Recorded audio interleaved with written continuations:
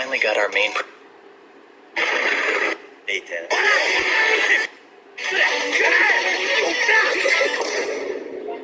Yes?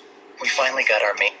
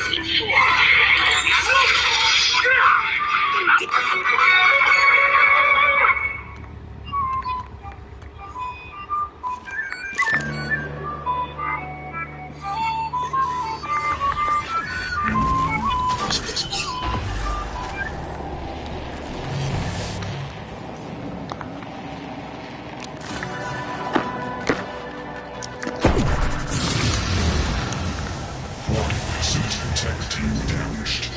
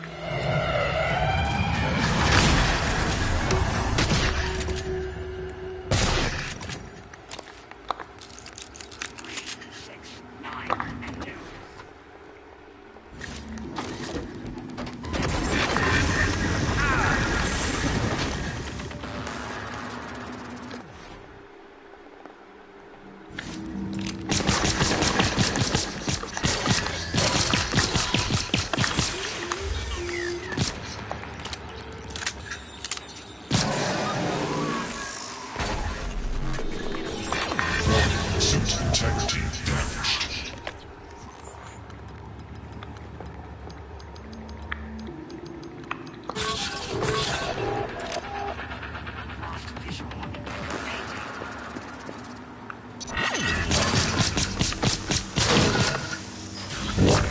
Vital signs critical.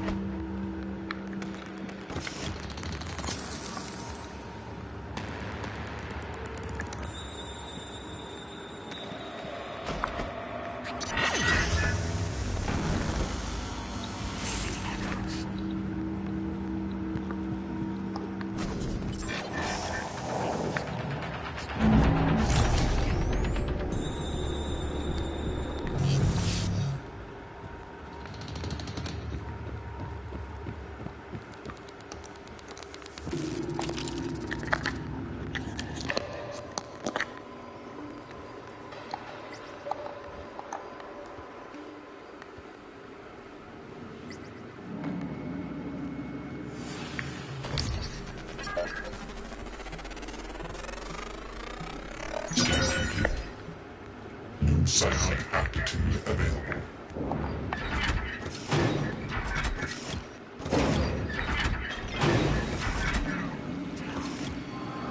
System alert. Repairs needed. Please contact the qualified engineer.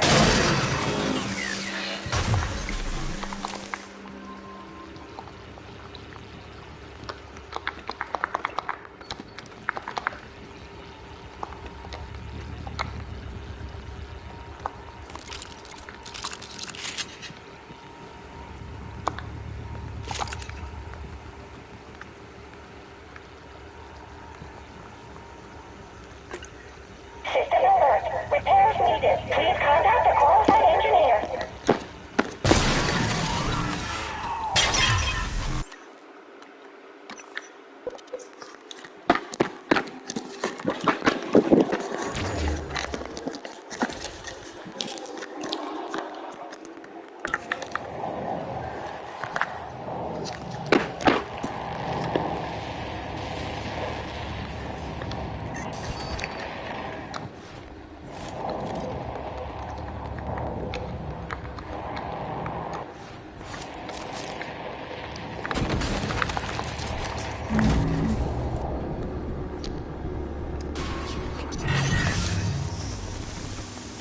System tech team damaged.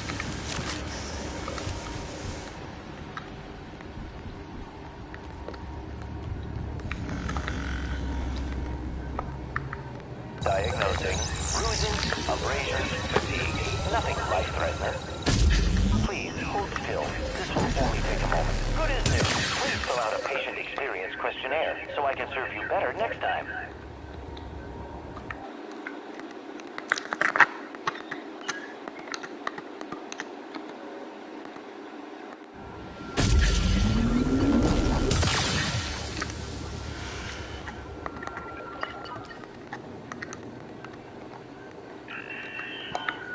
Diagnosing bruising, abrasions, fatigue. Nothing life-threatening. This won't take long.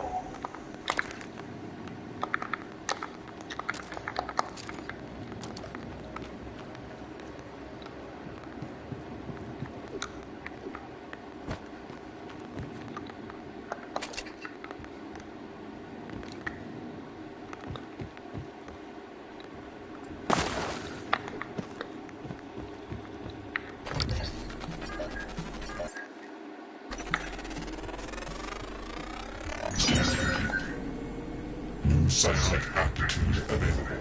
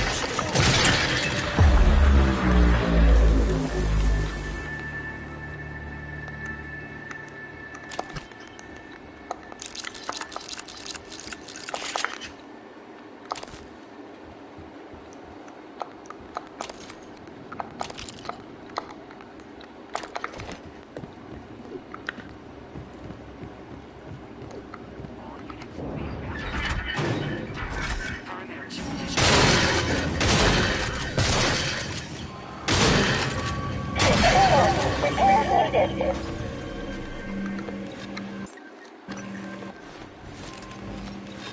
All systems operational. Thank you.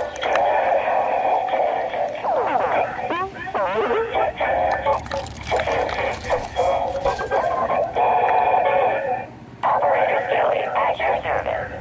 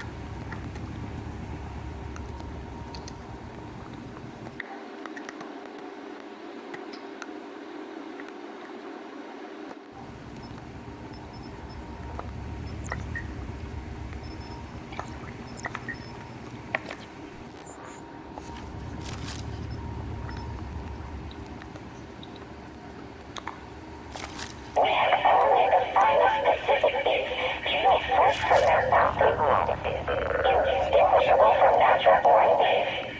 So I've been told.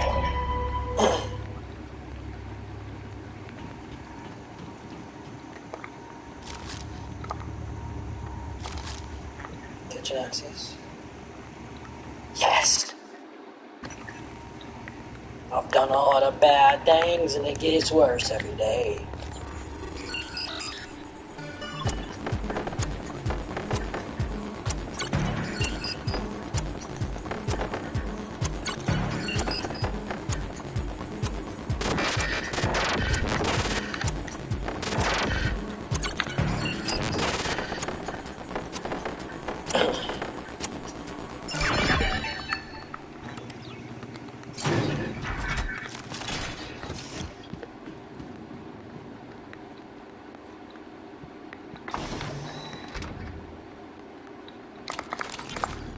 Abby, I'm still in deep storage. I don't know why you won't pick up.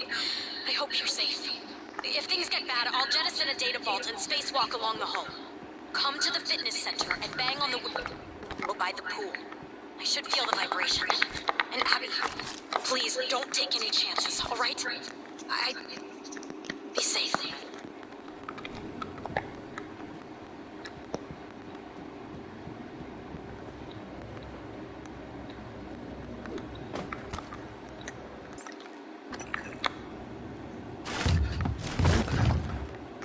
I forgot, Daniel Show's probably dead, so I'm sad now.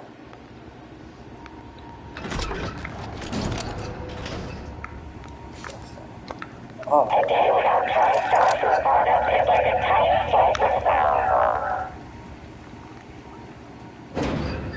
Why was everyone so comfortable?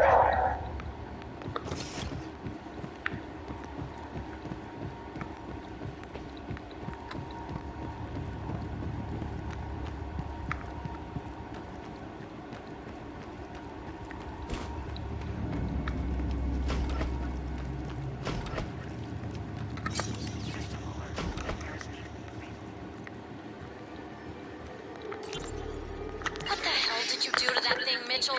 Sounds like an anti-waffle commercial. Well, I didn't see it as an override per se. It was just the operator's conversation sequencer. They're usually so grim. Do you know how many security protocols you broke? Well, Morgan said it was all right. Even helped me.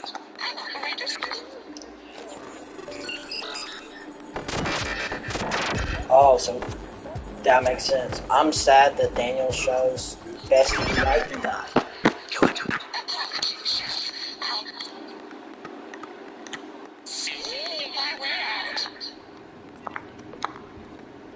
Executive suites? Wait, don't I already have that? What would be the point? Wait. I already have that, right? Yeah. I guess maybe for... Wait. Wait, that's the one though, so... Done a lot of bad things, I get worse every day. Without my heart swells up with gasoline. Wait. It's a phone. Heart's dripping gasoline. Your photo on the screen. Without you, I can't breathe.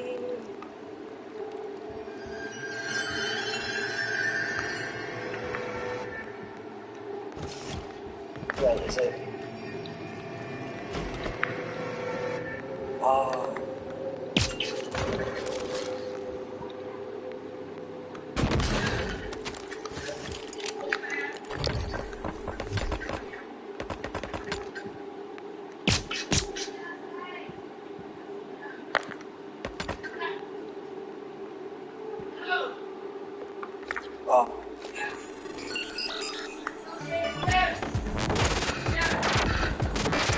Right, did you get Tucker a bath?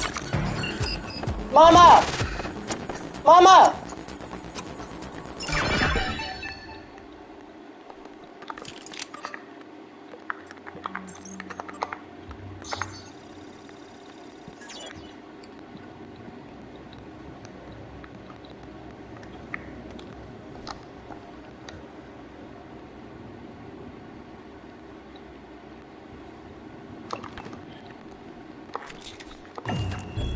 Wait, is this...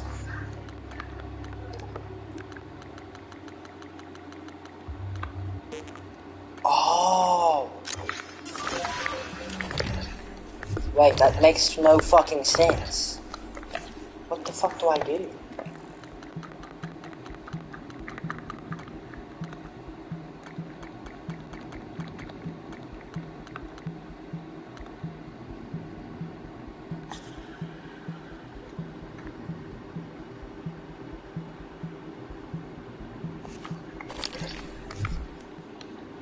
Oh, wait. Please God, have this to happen.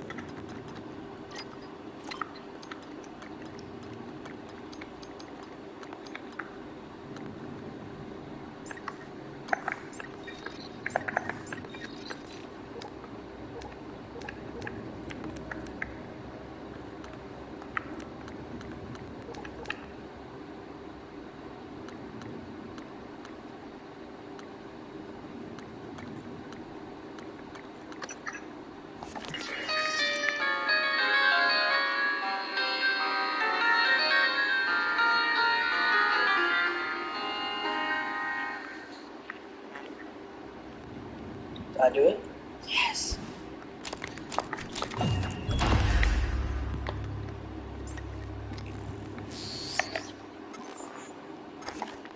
The lock was...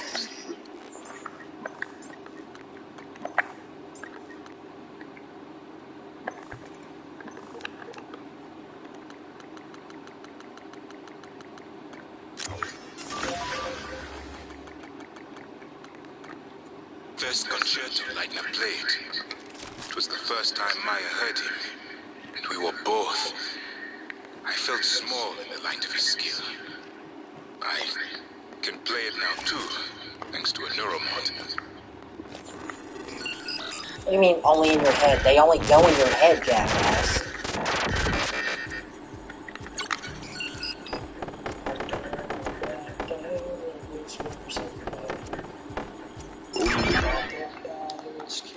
You used a guest neuromod. I copied their neuroscans and hid the data on my transcribe. Against my own odds. I'm not proud of the act. Now, I'm glad I did.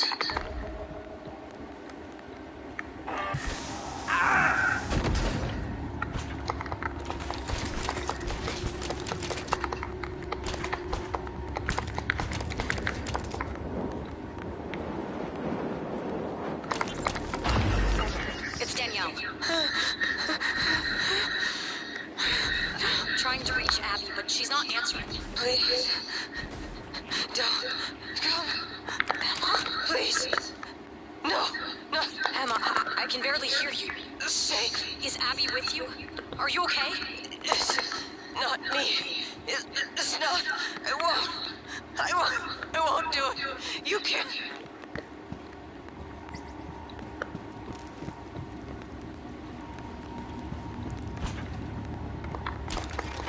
Yes.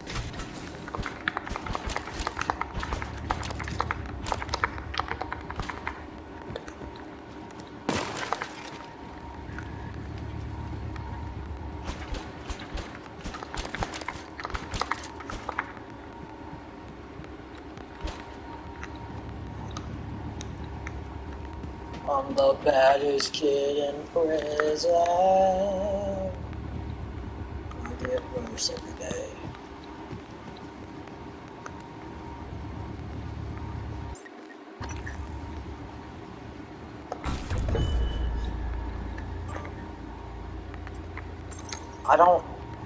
I've already gotten to the executive suites.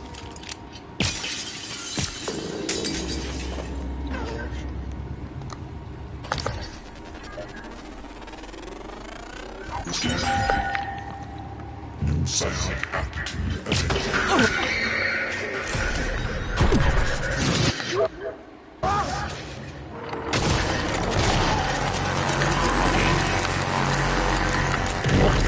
Vital signs.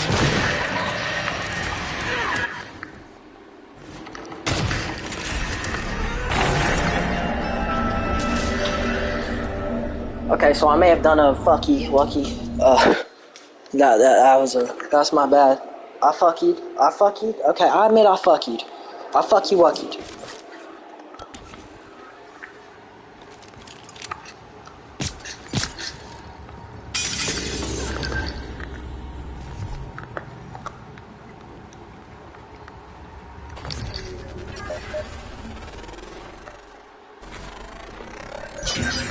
More specimens required.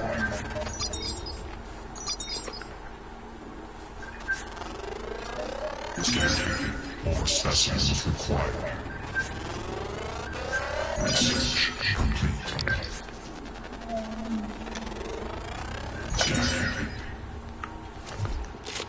New psychic aptitude available.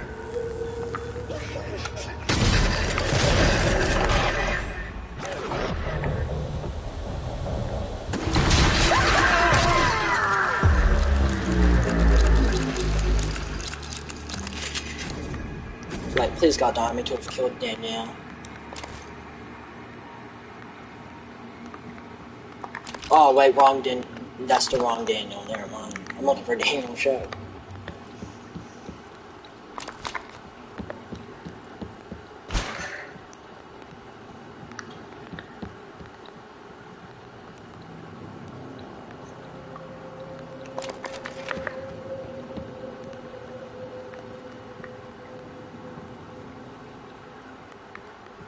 You two are welcome, by the way.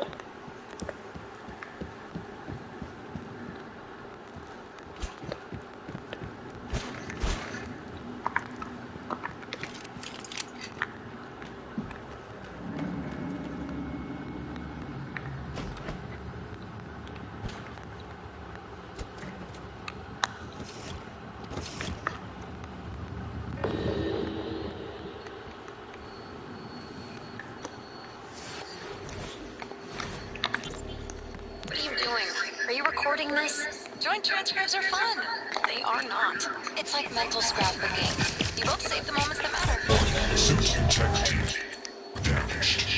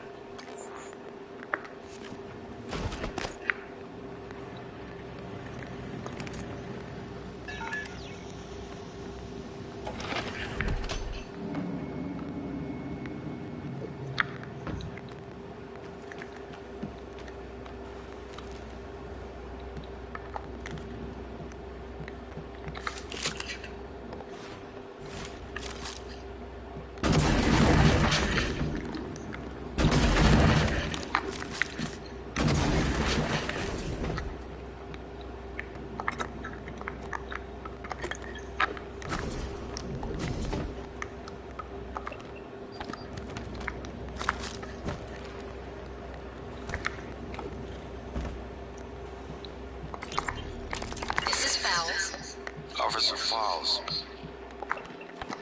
Malia, I have an important request. It's sensitive, though. I need to know I can trust you with a surveillance matter. Yes, of course, sir. It's just that normally I can't do something like that without consent from Chief Elazar HR and another director. Those people report to me, Malia. Yes, sir. I understand. I want you to keep an eye on Annalise Gallegos. Where she goes, how she keeps visitors. I'll log everything on the security computer. Good. Send me a report at the end of the week. Yes, sir.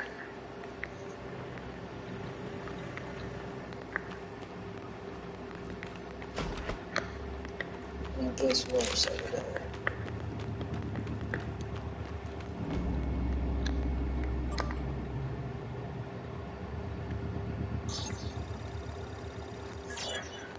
I got the container set up. This is pretty weird, Quentin. I know, but if we can... I don't want to know. I'm doing this as a favor, that's all. Cargo container 3232. It's on the other side of Cargo Bay B, next to the utility tunnel. When I was head chef at the Space Institute, no one asked me to conceal food in a cargo container. Just go easy on the ill, all right?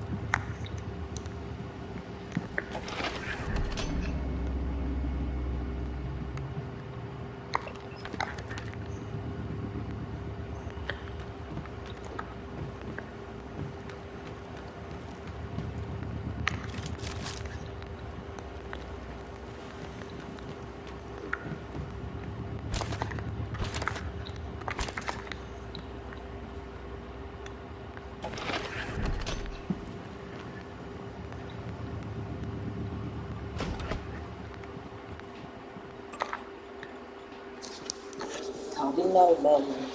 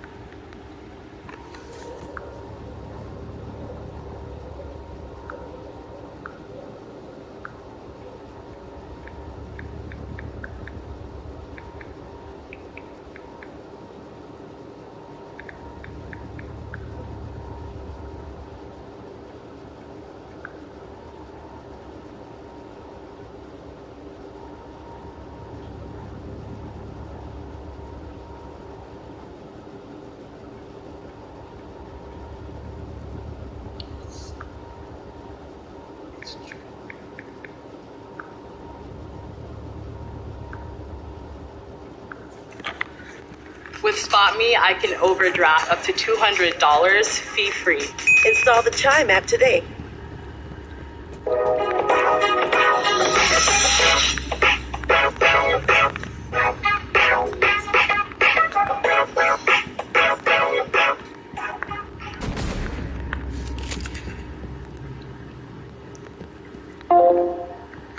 So it has been around half a year since we last talked about the drama surrounding Logan Paul and his podcast. We talked about... Hello? Bestie. Fuck. Lorenzo and Igwe. Okay, so...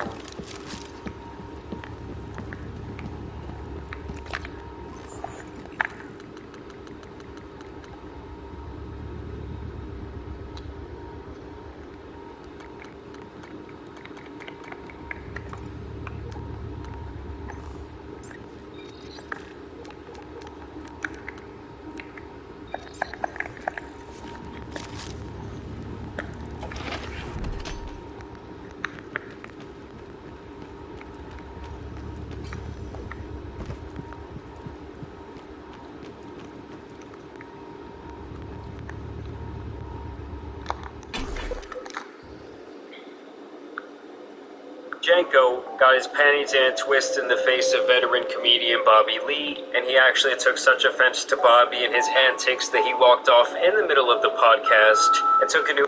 I'm going to assume that most people watching this video have some idea of who Adam22 is. For those of you that don't know, Adam is the main host of a podcast network and now conglomerate that is No Jumper. He started out interviewing BMX guys, which led to him interviewing SoundCloud rappers and being best friends at one time with the Little Pumps and Little Xans of the world. That era of No Jumper ended a couple years back, and for the last 3 years or so, Adam had really changed the content up, And instead of just interviewing rappers, he branched out to talking to all kinds of crazy people and influencers. And he was well on his way to building this $100 million brand. I remember when they moved into this massive new office thinking, damn, they must be pretty money over there. The Brinks truck is coming by on the daily. But lately things have not been looking so good for Adam after most of the talent involved in building No Jumper Up has now left under bad circumstances. And while that's another topic for another day, the point is that No Jumper seems to be in a very volatile state.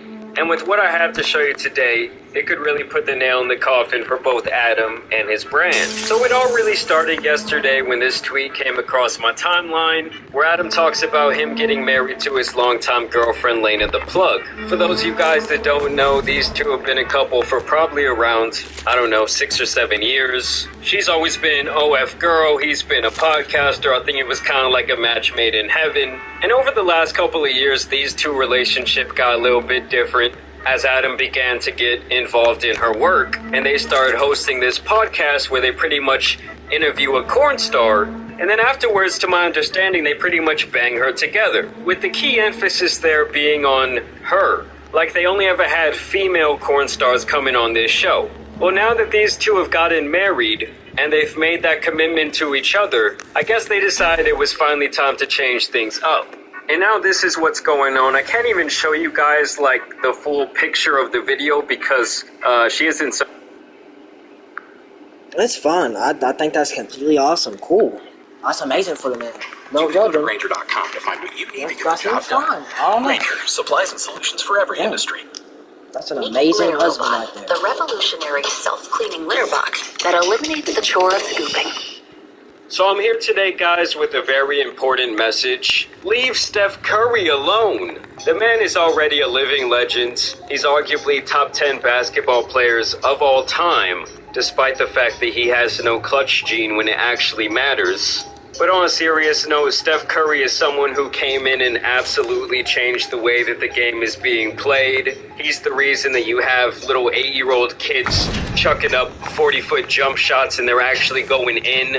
And overall, while he's been a superstar in the NBA, he's always held himself with a very high level of pride, both on and off the court, never being involved in a single scandal, and basically just always being a good guy. Now in this life, one of those things that you can't choose is your family, and his parents of all people were actually the very first to embarrass him. They had this very long relationship, they birthed 2 NBA players. I feel like everyone had a pretty good image of them. That is until they got this nasty divorce, and the ex-wife ends up dating his best friend of like 40 years, someone who they both knew extensively for a very long time. And they kind of came out with all of that to the public while Curry was making his last NBA championship run. And when it comes to the embarrassment of Steph Curry, it really doesn't stop there. I feel like when Steph first started going off and winning NBA championships, everyone was loving both him and his family. He was bringing the baby to the press conference. His wife had her cooking show. She was obviously a very passionate fan, calling the NBA finals rigged on Twitter, all because her husband couldn't hit a clutch shot. Steph, why are you passing the ball behind your back? But now at this point, she has embarrassed this man a couple of times, and I'm going to kind of show you what I'm talking about today. So despite this clip being over a year old, it actually recently went viral, where Ayesha Curry went on The View or The Real, one of these daytime shows for women, and people are now calling this clip controversial. Ayesha, I think it's time for a drink. What do you say? Absolutely. Yes, we need to drink. Marcel! So they bring out the drink man, Marcel, shirtless, muscled up black man. Okay, they probably rub some oil on his body as well. And this is where the controversy ensues.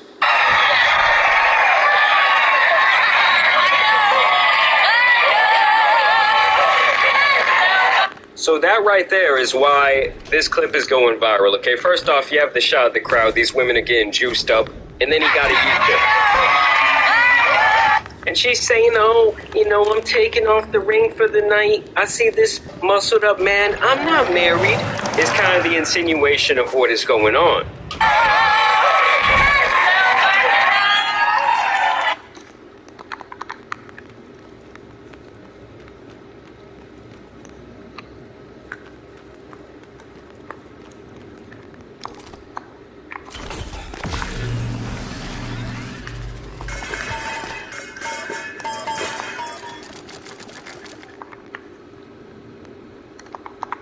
Bestie. Good afternoon, Talos. Join us in congratulating Dr. Lorenzo Calvino, winner of the Employee Innovation Award this quarter.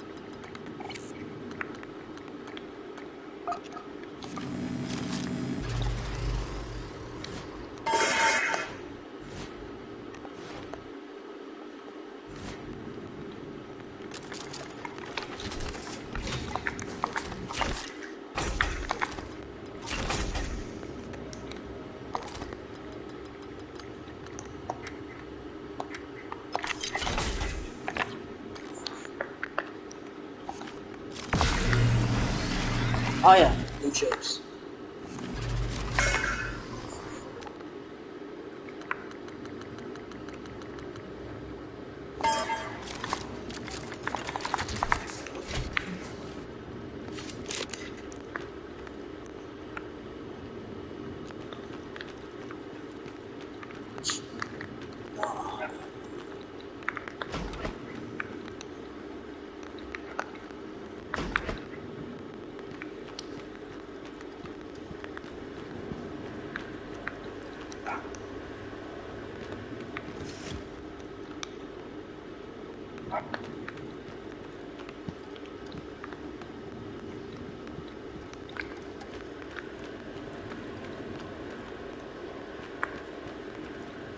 Wait, how the fuck?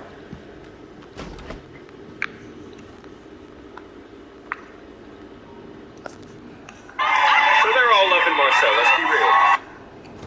GoDaddy is a partner that always puts you first. Start today at GoDaddy.com.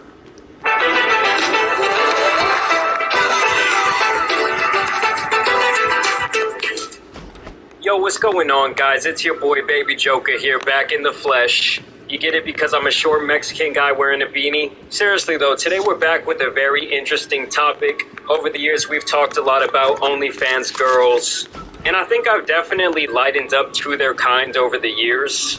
It's no secret that every single day a sucker out there gets licked. And in general, if these poor simps want to have these women riding around in...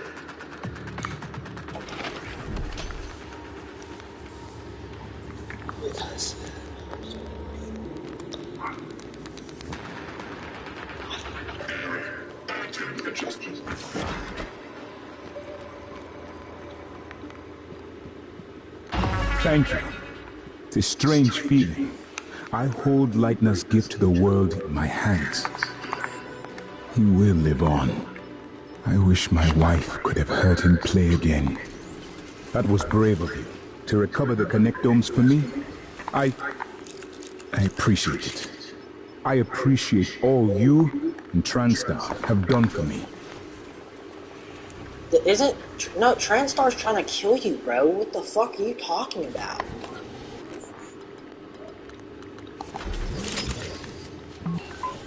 Is he dumb?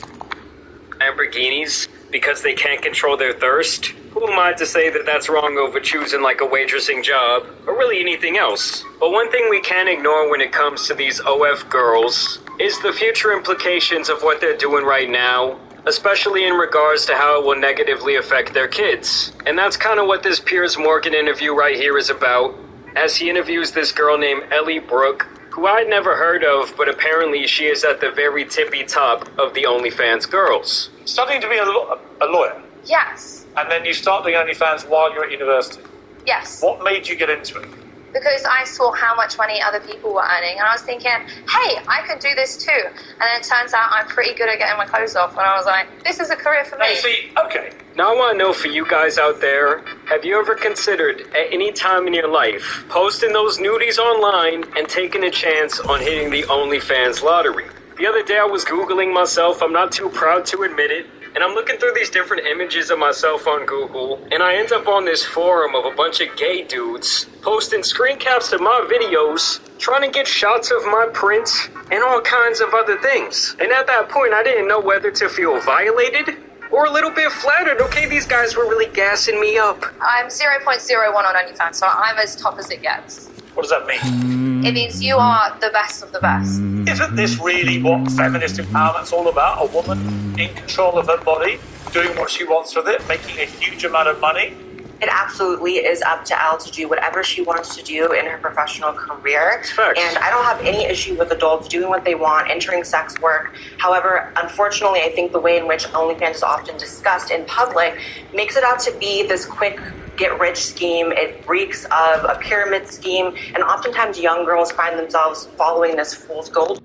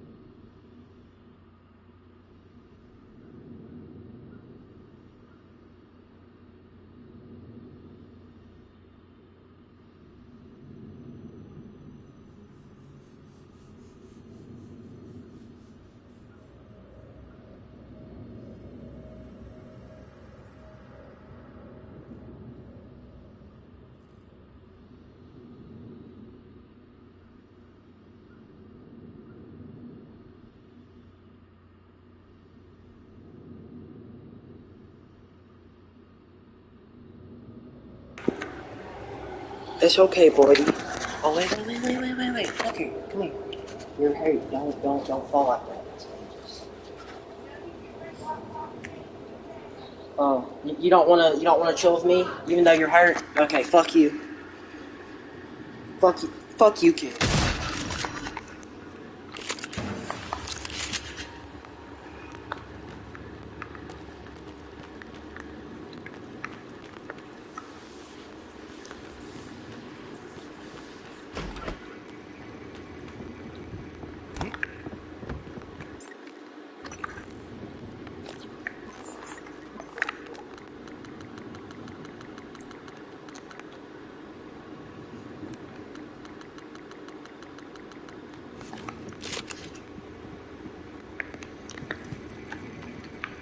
The discoveries made at Mortalis 1 seem to validate some form of panpsychism.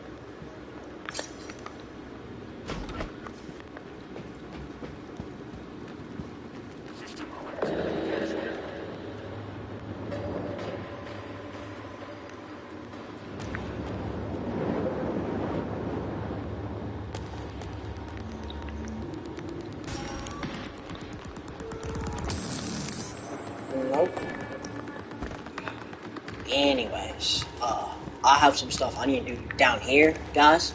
If you didn't know, so. Of it. So here's some I can't remember if I went to the lab yet. Because I remember a piano. The average registered OnlyFans creator makes only $180 a month. That's the average. So we're not discussing L in that, obviously. And I think that that's a great point that this person, Blair White, makes, is that these type of success stories are like 1 in a million. And honestly, I don't know if it matters how fine you really are, because there is, millions of other girls out there taking off their clothes. And I have to think, for that person that's only making around $200 a month at most, to bear all for the public to see, it would just be my imagination that the people who are subscribing to this content are people that you've worked with, people that you've known in the past, and you will literally never know that they've seen you naked, not to mention that it could totally destroy your future job prospects. I don't know, I guess I just feel like if you're an absolute nobody, and you think you're gonna just jump in this and get rich, the chances of that are really slim to none. Making about $500 a month puts you in the top 1%, which adds up to $15 an hour, which is the same or less than McDonald's. Damn. Oftentimes, these young girls find themselves in work making them financially beneficial for them, and they end up making less than the fastest worker, but they still take on the entire business while the sex work. Well, the family thing is, it must be incredibly disappointing to a really successful career as a lawyer. Because my dad said that my mum is on my payroll. My mum is on my payroll. Yeah, what, doing what? Admin. What does that mean? It's just behind the scenes work. She's supportive. She knows that I'm over it. Yeah, to have your mama on the payroll for your OnlyFans is, first of all, just insane work, and also one of the most 2023 sentences I've ever heard in my entire life. I'm just curious about you being someone who embarks on a obviously very bright, went to university, just for money, effectively an online stripper. I mean, that's what you do, right? Way worse than an online stripper. Yeah, I've done some research, and she's doing I don't know if you can necessarily reach that upper echelon without, bearing all arms, showing all your cards, really laying it all out there. How do you feel when you want to have kids yourself? Well, I mean, I don't really want kids like that. Right, so you will do something, right? When you do, you're going to be proud that you have your little ones and they look at you and go, didn't you want to be a lawyer, Mummy? What happened? Yeah. You go, yeah, but look at all my stuff. They could cry in a Ferrari. I'm sorry, guys, but no amount of money, no amount of, the kid wearing Gucci, wearing some YSL shoes, is going to change the fact that other kids in school can get on their smartphone, put it like this in the kid's face and say, check out your mama. I mean, that is truly a reality that I would think at this point some kids out there are having to deal with in school. And the other thing is, she might think that she's going to be financially set for life. She might think that the Brinks truck is going to just keep showing up at her house. But at some point, you do have to wonder if the money is going to start slowing up as younger models come along and essentially take her spot. We say this all the time. It's like playing a professional sport. No matter how good you are, at some point, your body just ain't what it used to be, and you're just getting absolutely lapped by the younger generation. You have to acknowledge that these young girls, sometimes on their 18th birthday, are being misled into joining the site that completely demolishes any prospects of future employment for them, and often statistically any chances of having relationships. A lot of OnlyFans girls are actually regretting being on the website, coming forward and saying they can get a job now. The best thing about Chime is being paid up to 2 days early. Install the Chime app today.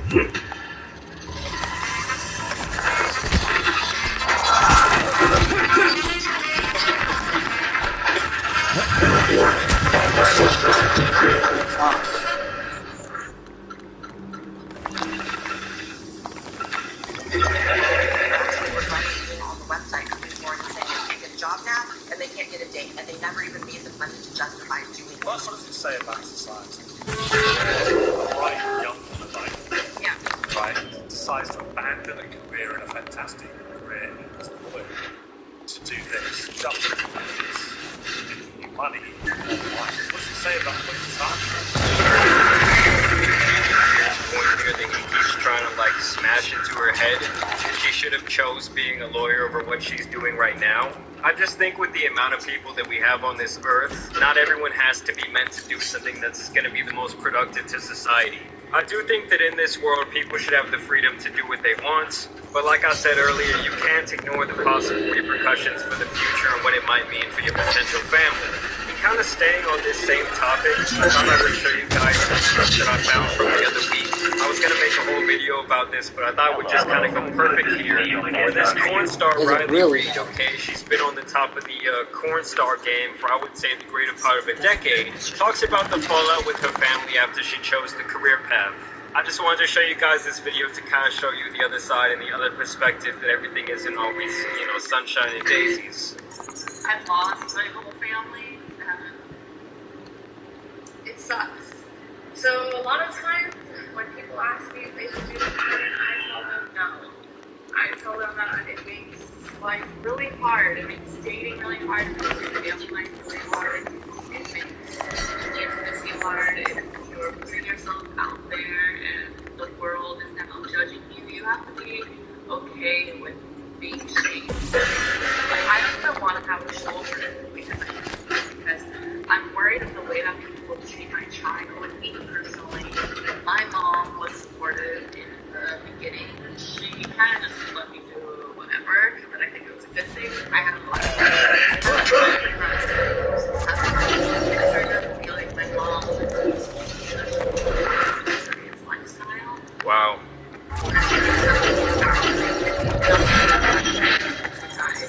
Our relationship a bit more into and so it sucks. I don't have a lot of time. Wow. I miss having camera recording.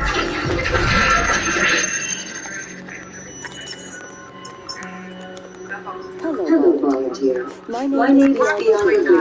I'm the volunteer and Brent's on Hotel 1. I want to be the first person to graduate in New York on board representing Grand Star.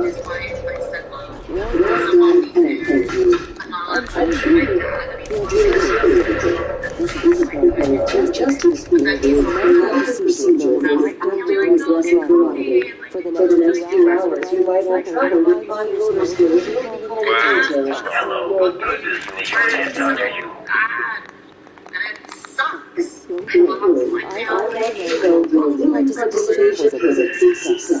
It's all valuable information for our scientists and engineers. So, please, rest easy for that. Once you feel well enough, And you know, guys, I think that is kind of like the more realistic view about how this could all turn out in these types of girls' lives. This is one of the top earning corn stars in the entire world. I'm sure she's a multi-millionaire. And I bet at first she thought it was all good. She was making all this money. Her mom was her #1 supporter. But in the end, you can see how it destroyed her from a social aspect, from a romantic aspect. I'm sure no matter what you do, people really only see you as like what you show in those videos. When men meet you, they probably have certain expectations out of you. And like she said in the video, she just didn't want to have kids because she's worried about, you know, the repercussions of what she's done in her life. I also wanted to show you guys this recent article. Like I said, we are starting to see the real life implications of what's going on here. So a teenager says he felt depressed and wanted to self-delete after his classmates flaunted naked photos of his mom from her OnlyFans account. The 13-year-old says he has no idea his mother was on provocative social media websites, suffered a panic attack when youngsters from his school began mocking him and shared naked pictures of his mom. He says he confronted his mother about the OnlyFans account and was told he was overreacting, with his mom insisting this work is basically the same as working in a supermarket. I mean, I guess either way you're handling those melons, maybe a couple cucumbers. That wasn't until one of my classmates showed me a picture of my mom naked. I almost had a panic attack and had to be excused from the classroom. I ended up not showing up to school for a few days, I was hoping things would cool off, but they didn't. As soon as I got to school, almost everyone in my class was staring and laughing at me. This has been going on for about a week now. He continued, I was wondering how my classmates even got the pictures, and apparently my mom advertises her OnlyFans on her personal Twitter account. She also said that it makes her feel good about herself and that I should be happy now. I told the principal, but they can't suspend thousands of students and take anyone's phone. I've been crying in my room every day for the past week. I don't think I can take it anymore. And we don't know if this story is 100% true or not, given that it's from Reddit, so definitely take it with a grain of salt. But at the same time, could I see it being out of the realm of possibility for something that could happen in the future? No, I do not. I mean, I'm only 26 years old at this point, and just thinking back to high school or even middle school, the sheer prospect of another student out there having these types of photos of one of their parents circulating online, especially for like how famous this Ellie girl is absolutely insane. Y'all let me know what you guys think down below. As always, I do want to thank you guys for watching today's video, dropping a like and subscribing. But as you guys know, it's Vinny Boy, the Tanner Superman, and some other internet stories out here need to be covered. So I'm out. Peace!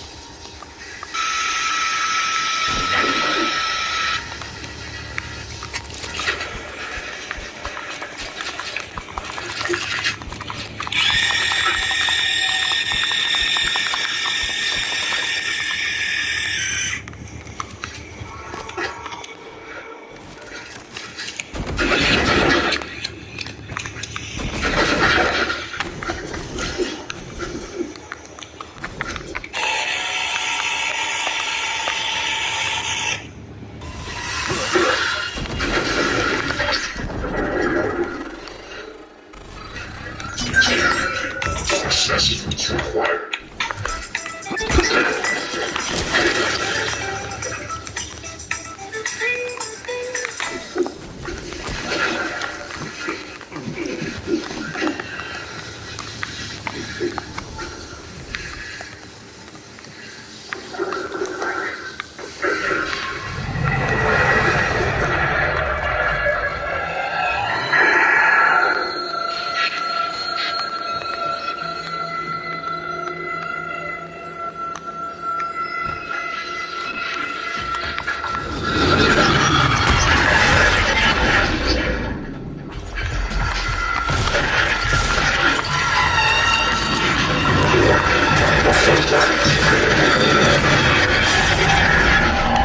What the fuck?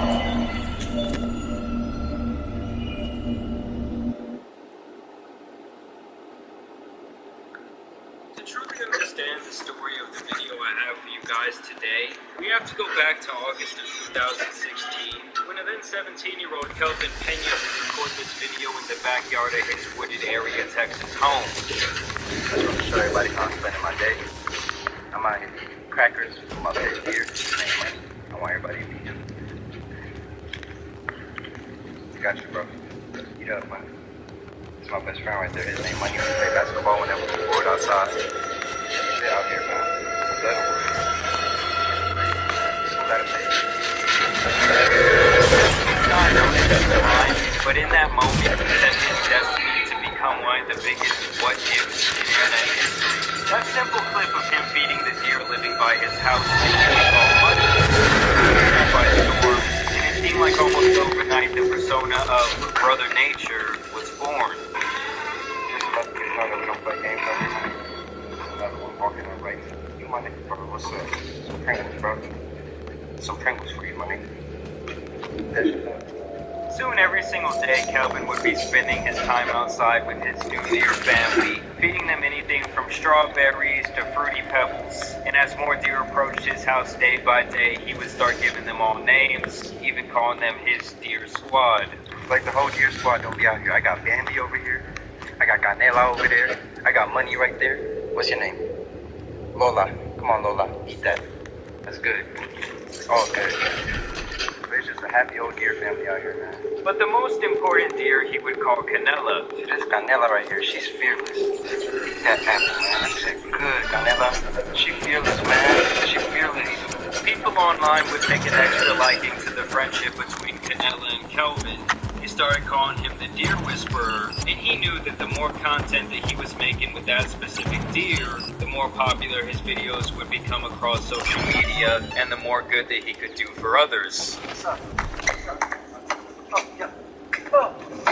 Yo, owner ass boy, we out, baby out here hooping. Keep in mind, even though this was only about 7 years ago, the internet was a much more simple place, and short videos like this with virtually no production value could gain you millions of followers overnight. Soon, Brother Nature would attract the attention of local news outlets and other blogs who were reposting his content. He would even gain fame in his local community, and they would even start showing his clips on ESPN. And the friendship is lasting as long as the food is lasting. Right, they're going to turn on him one day. It is going to be really, really ugly.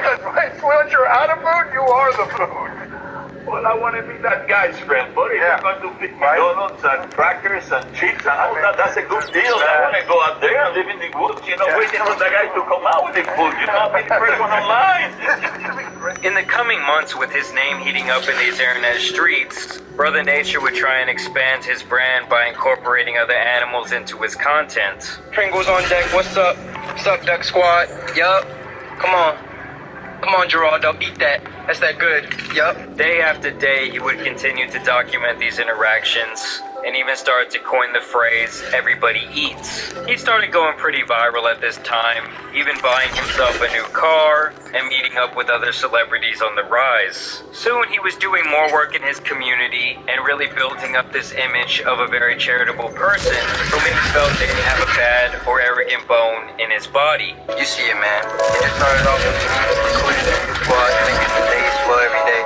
But now I'm trying to make a change in the world. I'm trying to show everybody that it's okay to give back, and I have a mission on raising 180 meals this Thanksgiving for single-parent families. Oh, wait, hold on. This is something I would say is common for people who spend a lot of time publicly caring for animals, as it allows the viewer to kind of create their own image in their head about whoever is doing this. In only a few months, he had built up quite the rapport and presence online, becoming a legitimate content creator with a lot of eyes on his page. He would even make a featured film at the 2017 Sundance Film Festival about his relationship with these animals.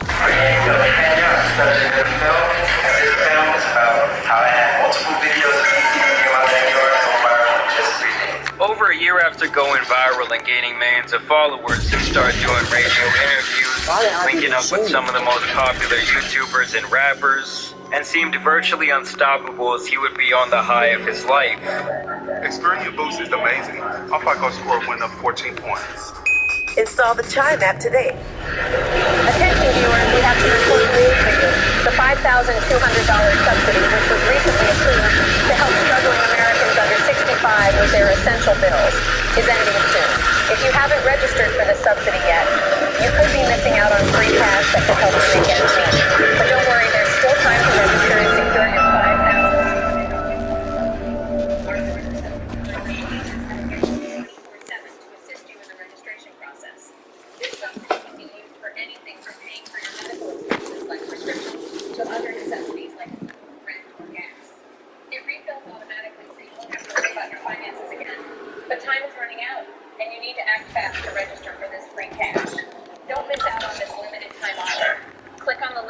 to learn more about the $5,200 subsidy and register now.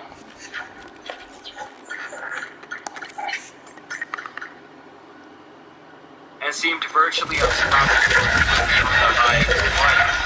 This time last year, I was sitting down in my room, looking at my life. I went up to my pops and I was like, forget my job, Pops. I'm going to be my own boss this summer. I was blessed with a buck coming into my backyard. I take that money. Look where we at now, baby.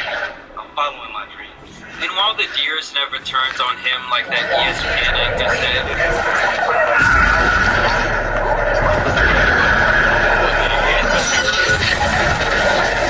right there would be quite prophetic. Once the food runs out, you are the food. And in Joker's case, it would really be like once the food ran out, he would show the world he would get eaten alive by a whole nother beast, the court of public opinion, as the digital footprint that he would leave behind would be destined to end his career. And he is not the only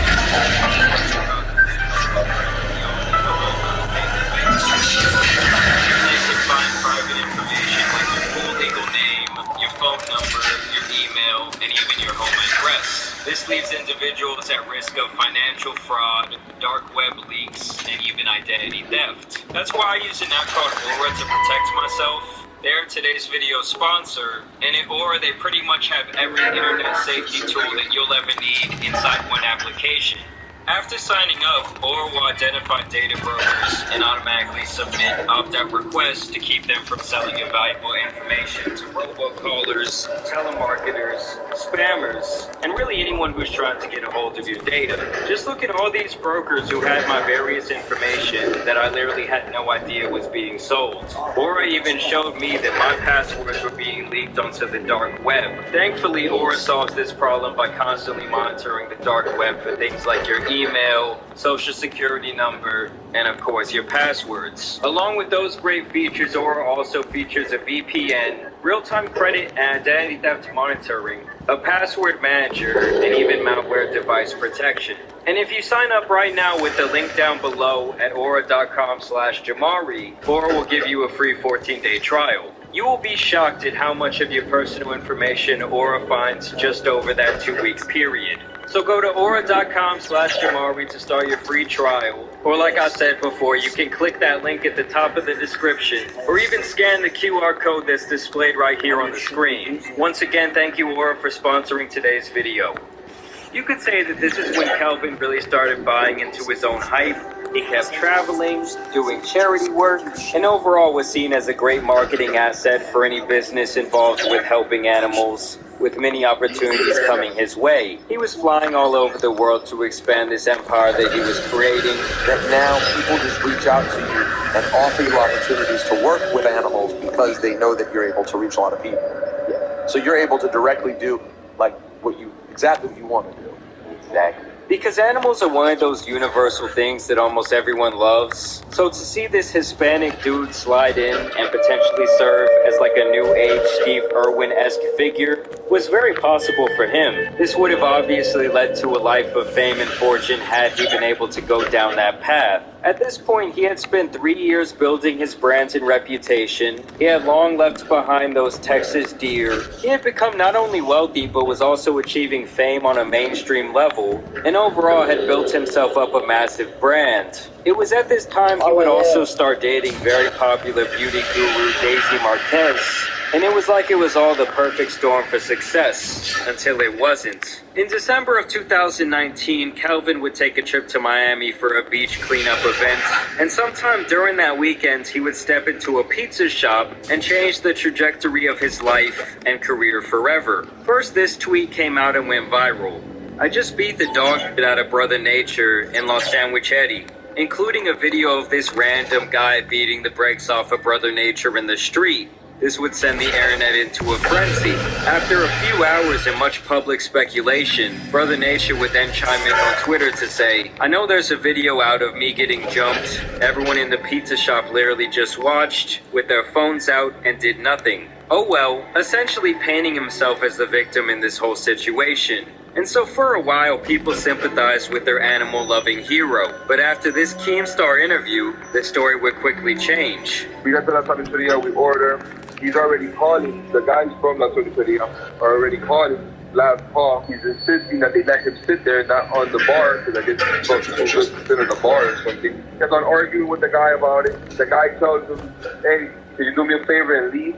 You're causing a destruction. So he comes up to me, and he literally gets right in my face, like on the side of my face, towards the bar to my right.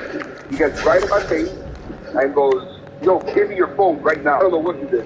He takes a picture of us and he goes, oh, you two are dead men. That before any of this, he comes back and he points at me. He goes, oh, from outside prison. I opened the door and I asked him what he wanted, and he said he wanted to fight me. He said, oh, I want a one-on-one with you. He goes, he puts his setup. We fought. I go inside to continue eating my sandwich. While I'm getting the video, I hear he comes in, running through the door and hits my cousin. That was pretty close. So when he does that, I grab him by the thing that he tries to hit me. I He goes to the floor, and I kick him 2 times. So according to this guy, not only did Calvin instigate the physical altercation himself, he also acted like a spoiled brat and demanded to eat at this restaurant that was already closing, thinking that he was someone special. Above all of that, the video of him calling these guys a dead man surfaced online. When you get your next big idea, say sparkly ketchup, Grammarly's tone suggestions can help pitch it with confidence to get your team on board. Did you see her email? Already calling vendors. Oh no, a project hiccup. We need a squeezy bottle. Good idea. With a more diplomatic approach, your request will get a better response. Problem solved. Grammarly can make all the difference in your professional success. Click the blue button to download Grammarly today. Assessment required.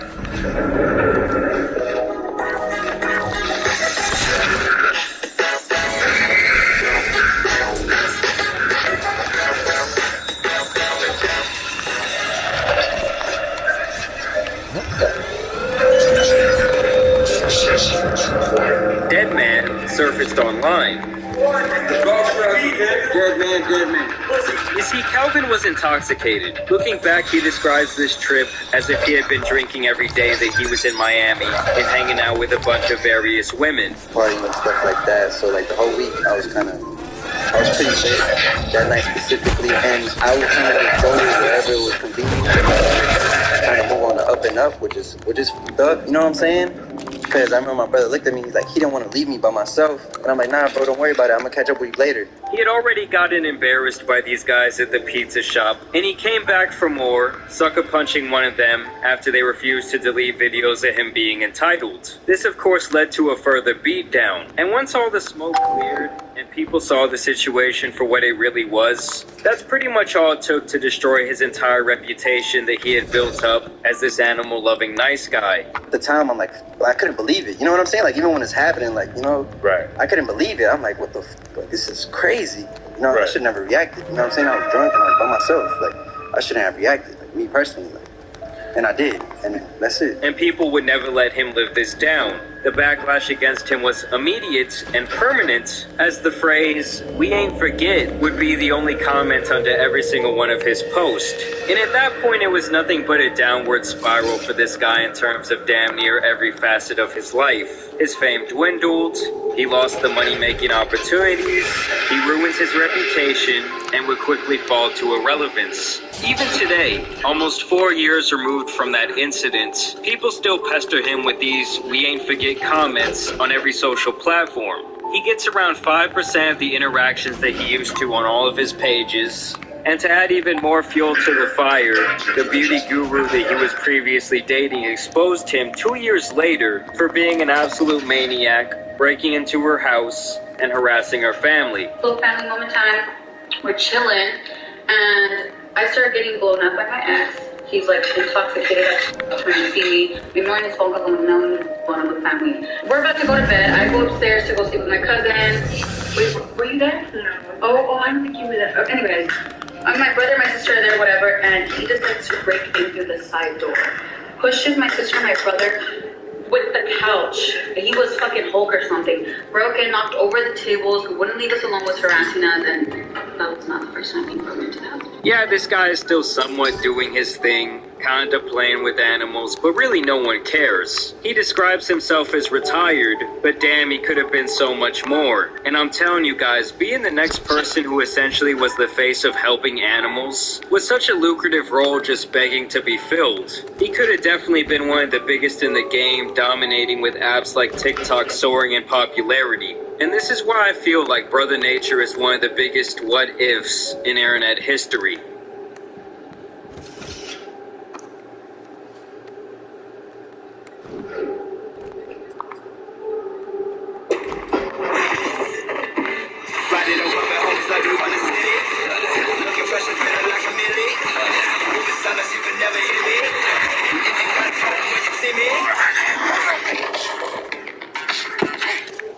So it's been around a year since I made this video about a woman who had ordered DoorDash to her work, and upon receiving her order and eating her food, she filed a claim against the DoorDash driver, saying that her food was picked up but never delivered. This is something people do at the expense of these drivers to try and basically scam a free meal from DoorDash, and it is a very scummy thing to do to somebody. In short, the driver in this situation went back to limited finances from this woman, who seemed to be working as some type of secretary in an office. The driver had a dark past, so his employment opportunities were very limited, and this line put his job in jeopardy, so he was rightfully very upset.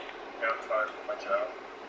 Do you want your burrito? What do you want your question? Tell us that. Seriously. Piece of trash. That's what you are, trash. Now, thankfully, everything in that situation eventually worked itself out, but it seems like history is once again going to be repeating itself, as Hannah the Clown has ordered food to their work, and then after they ate their meal, they pretended that the driver never delivered it. Alright, so we got our guy who goes by the name of Young behind the camera, and he's returned to the hospital this woman works at to demand some answers.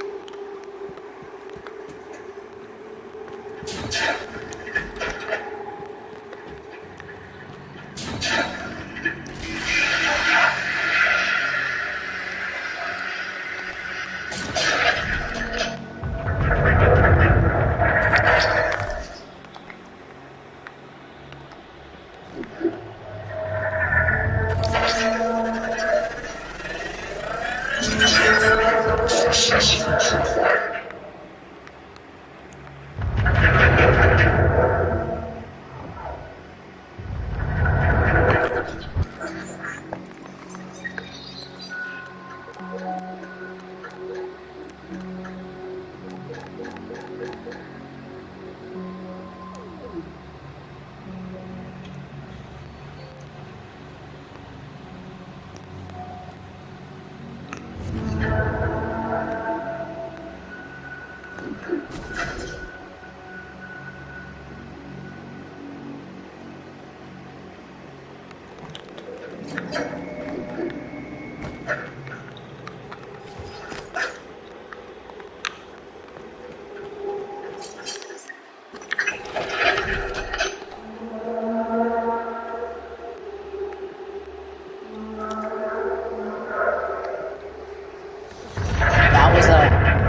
That was dangerous.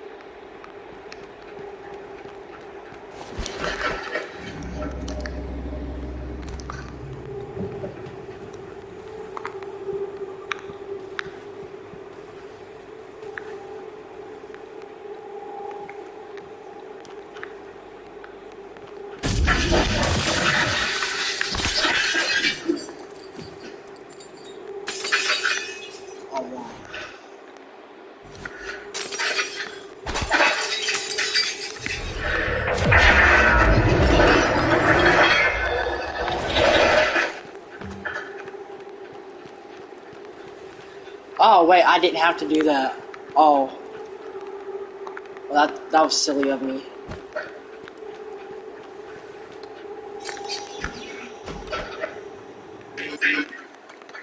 Threat detected.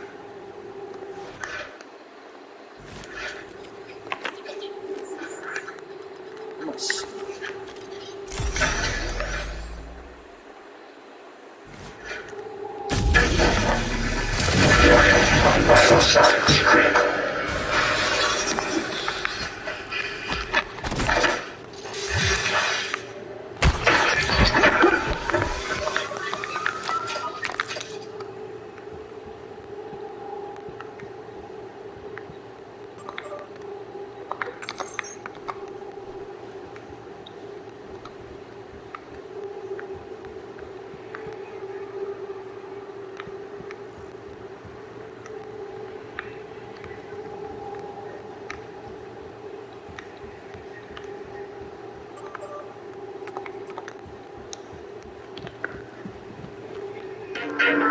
Submitted.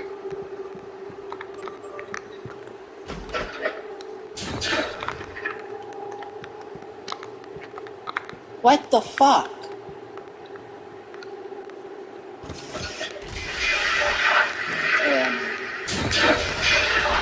Oh, I'm back to start. Dang.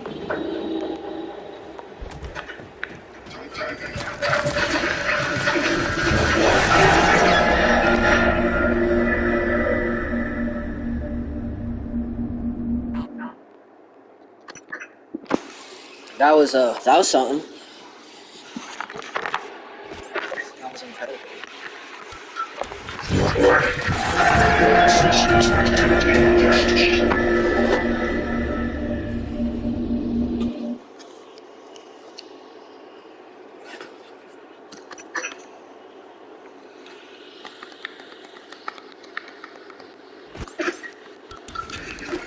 Detected.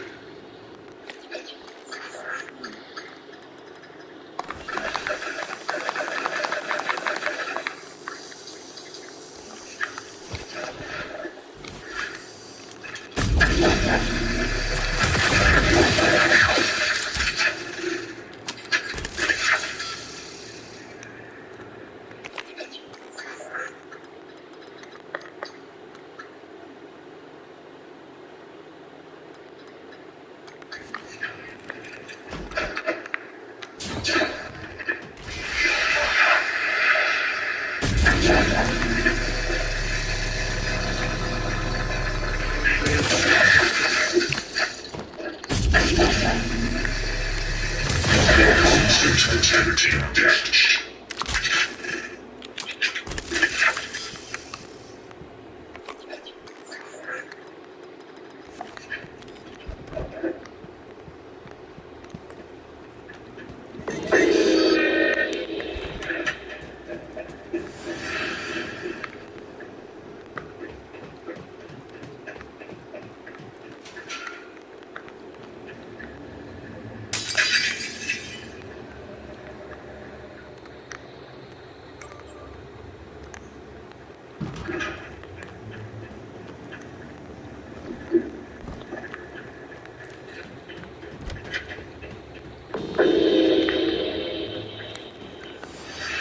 Is there really just nothing here from this place?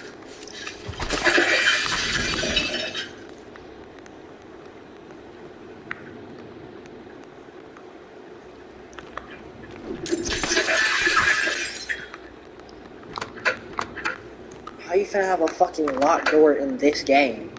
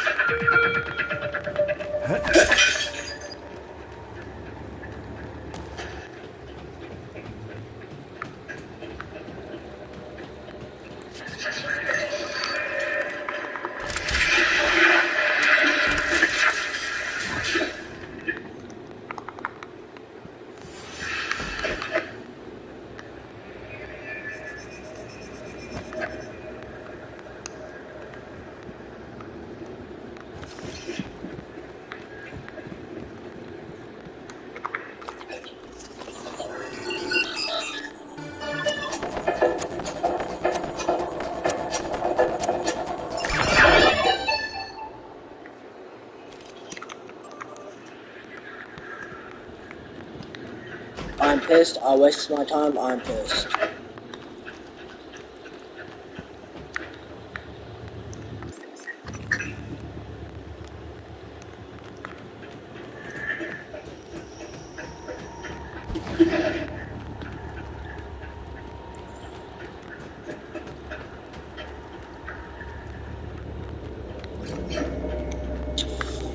Yeah, I mean, I guess it's happening.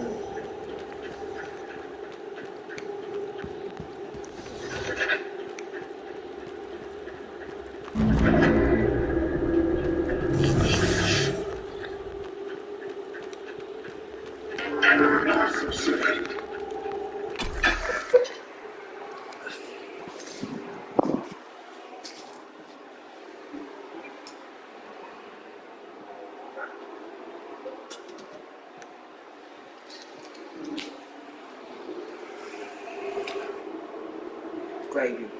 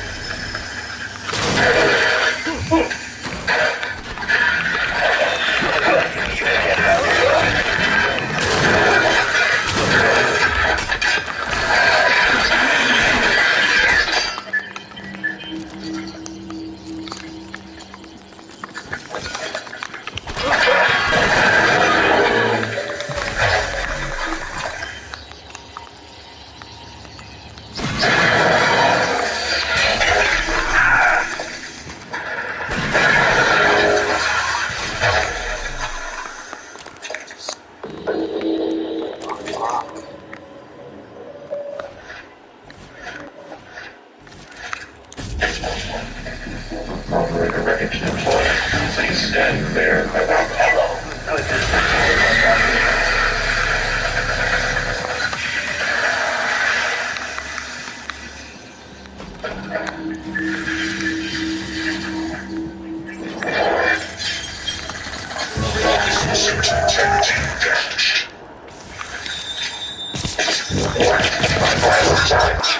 Oh, fuck.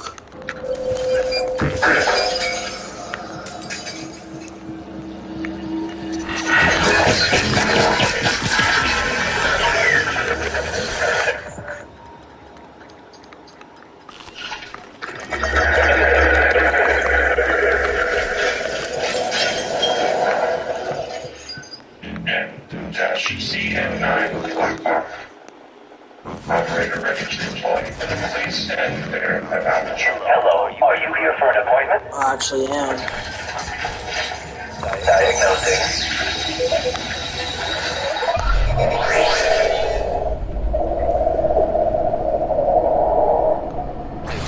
You can fill out a service question.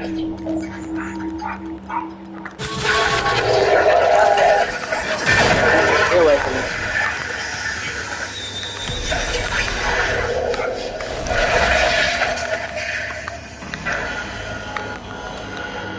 Yeah, but I was already in here, so...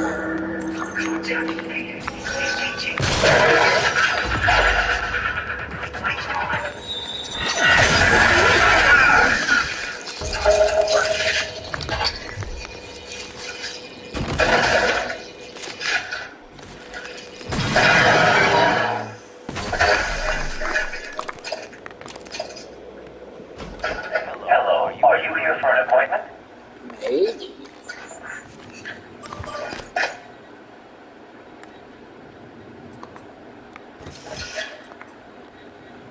Good afternoon, Talos. Safety aboard Talos 1 is everyone's responsibility. Send all help requests or concerns to...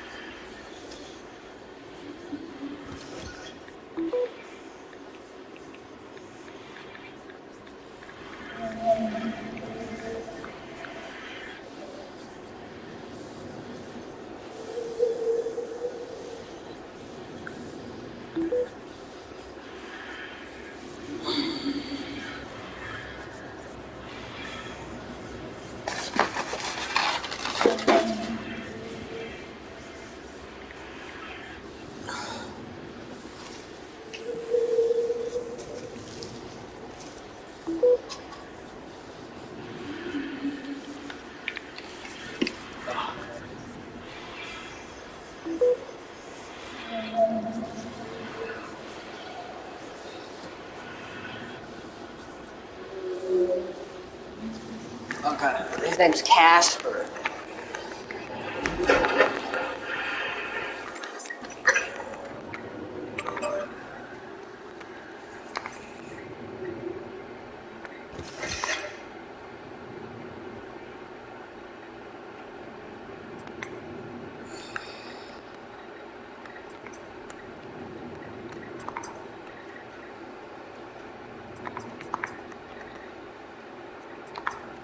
Okay, yeah, so I was just gonna try and make sure, just at least try.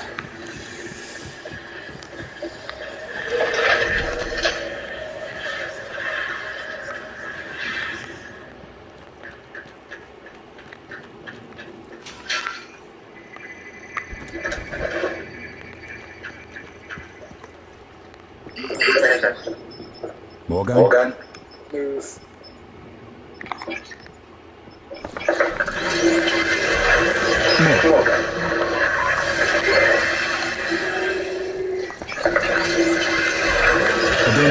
I don't understand. What do you mean you don't? You're not supposed to. What are you trying to understand, bro? I'm 65. I've never felt that exotic material was so useless in my life.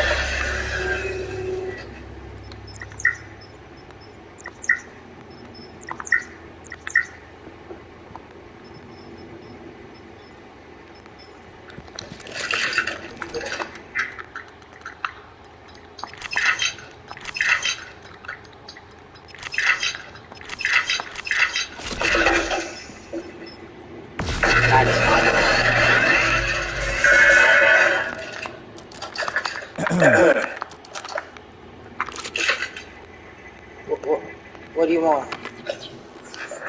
Matter of fact, what do you need?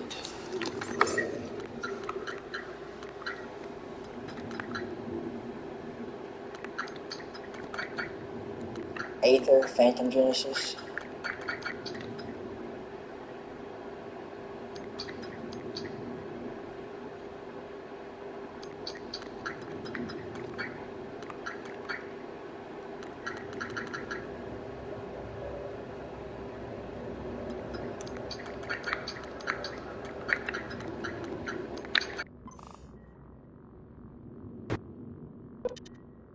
No, I'm not consenting for you to do this.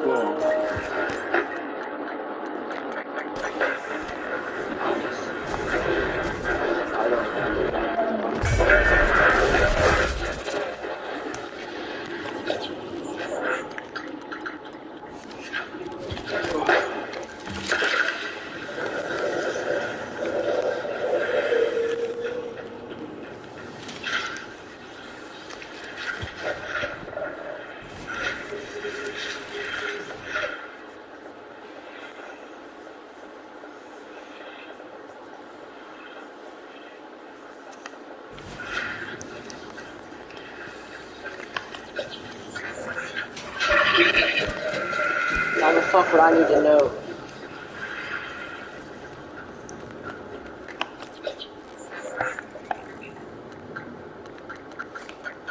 I never said Lily Morris.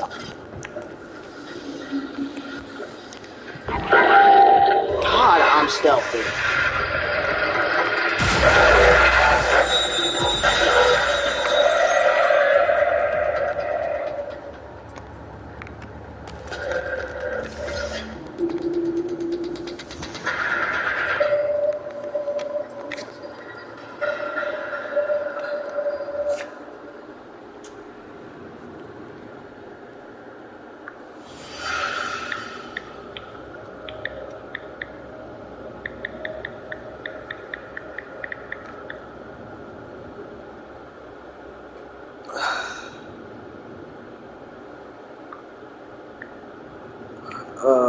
For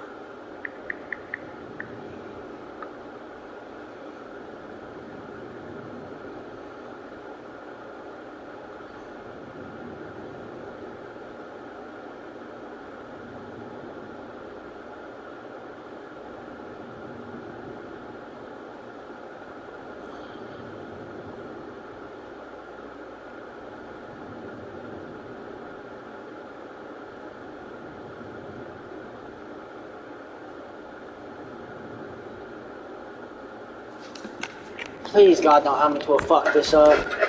Wait, I use fucking shit. No, wait, stop.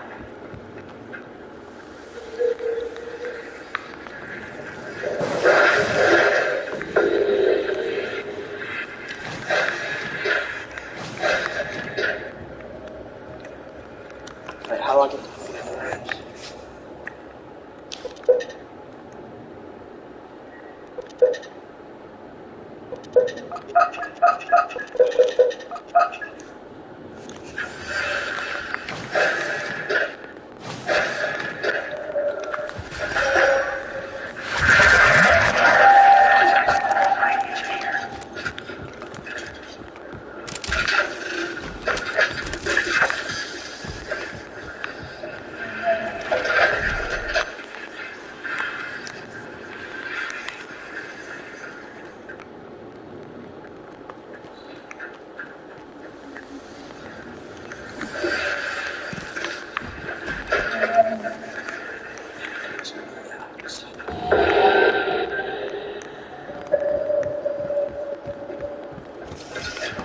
Why does there have to be a telepath? What? Telepath.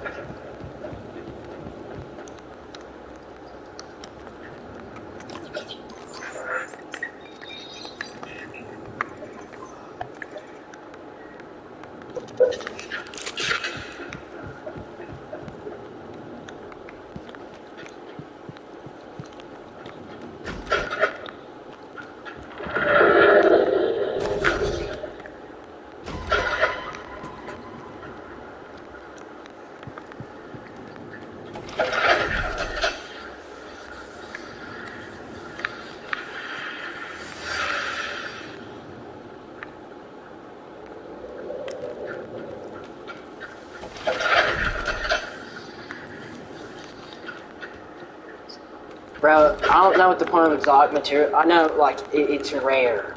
It's rare. It's not rare, but like, it's rare. But like, why?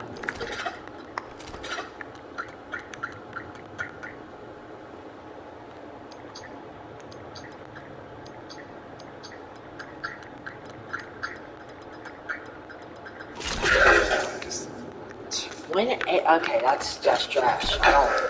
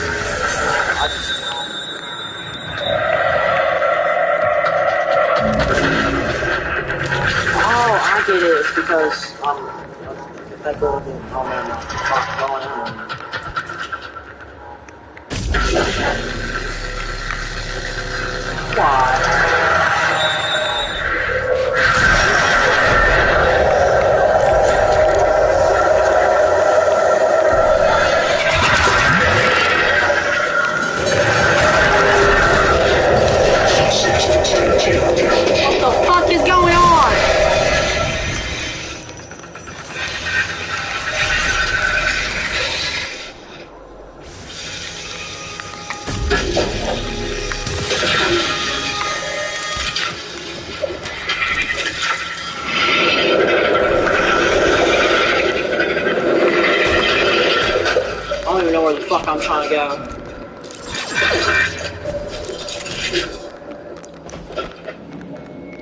Where? Help me!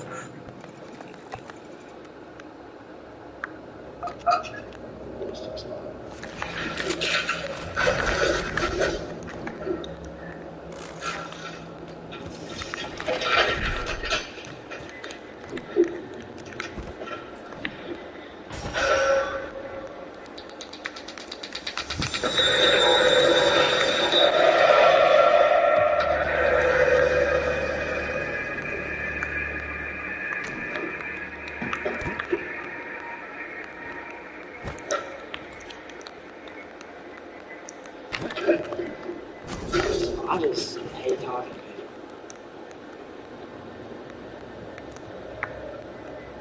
Where? Come give it to me, please.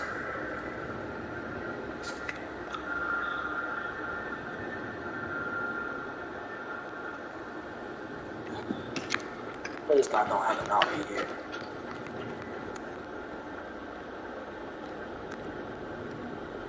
I don't see it, Tom.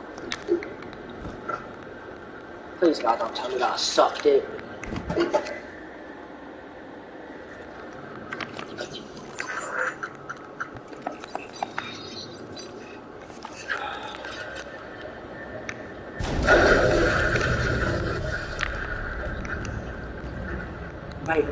Wait, is it fucking, wait, did I, no.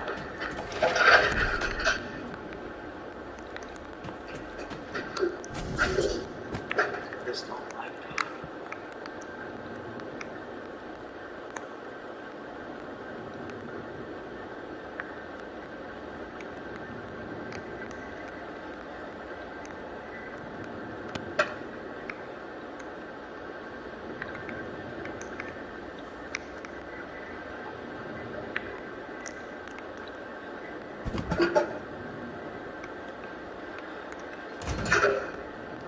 Stop blowing my nose is a no-go. Sucking dick bomb make you want to go Frogo.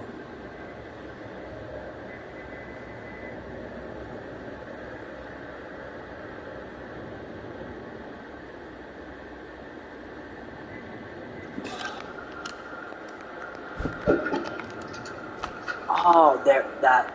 Okay. You know,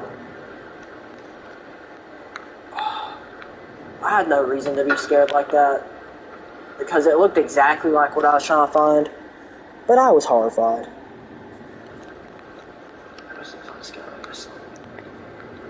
Hold up.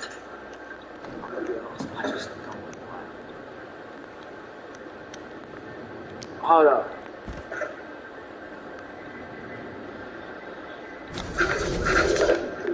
Hold up. Where's it at?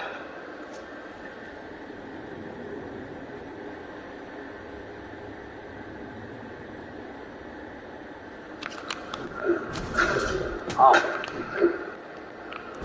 Please God, don't have it. Not here.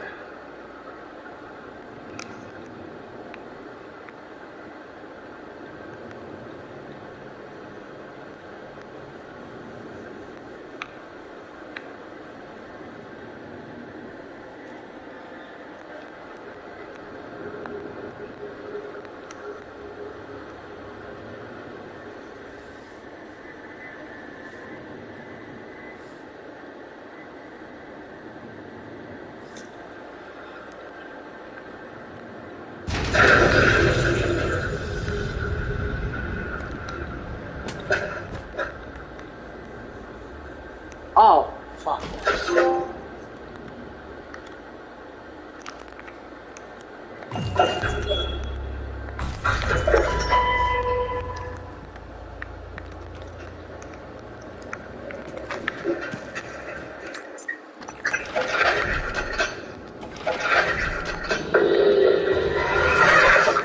I don't care. You can get away from me, please.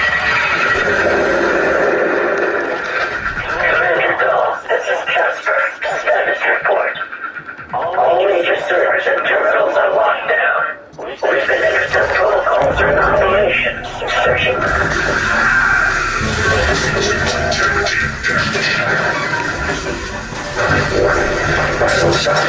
Doors are working again, Morgan. Nice work. I'm taking what's left of my crew to the atmosphere controls and life support. We're going to clear out those ship camp operators.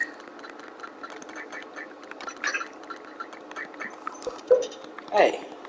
And make sure there are no more mishaps What about here on this that? station. It all sorted itself out. Cal populated his entire crew with customized operators. He made the mistake of hanging his hope. A shame. But it's the only thing that matters in the end. Well done. The upload just kicked in. Meet me in the Arboretum. We have important work to do.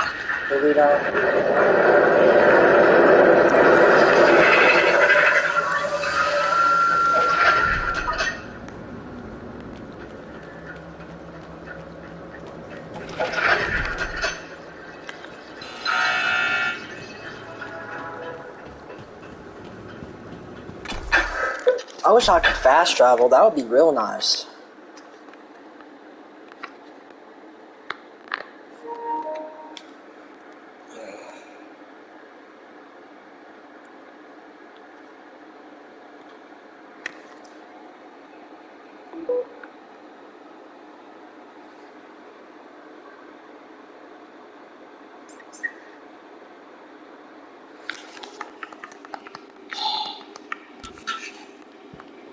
I'm gonna have to go back to the stream.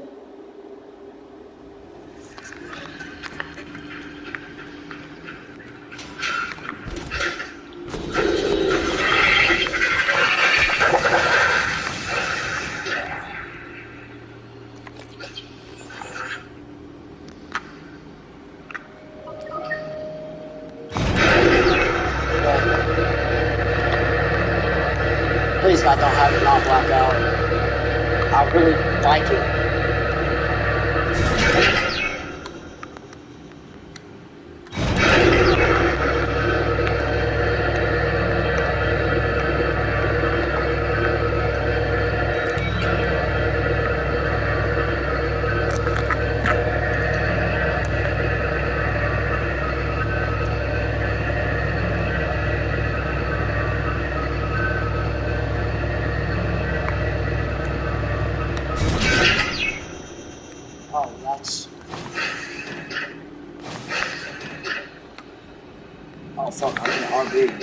Oh, do I want to do a rescue sports?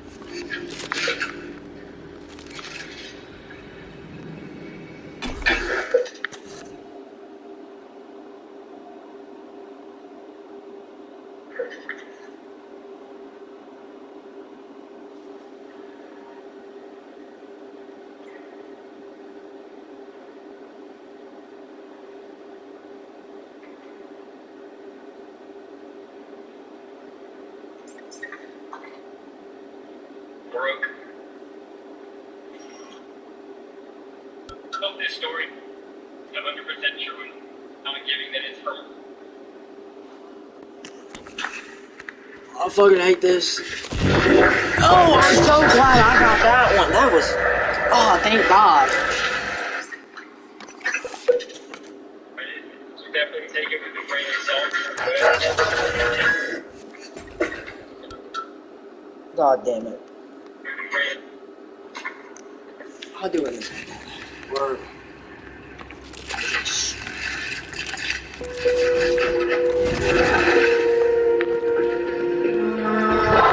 What the fuck? Why?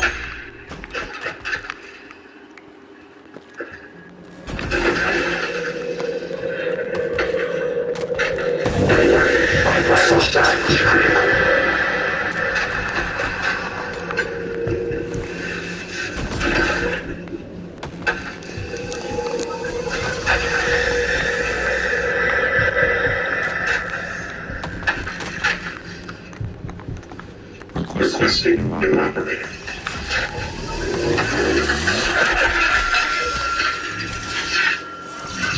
Transfer period.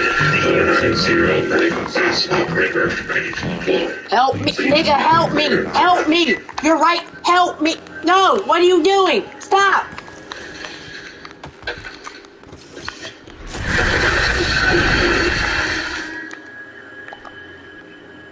I just like... That's fantastic.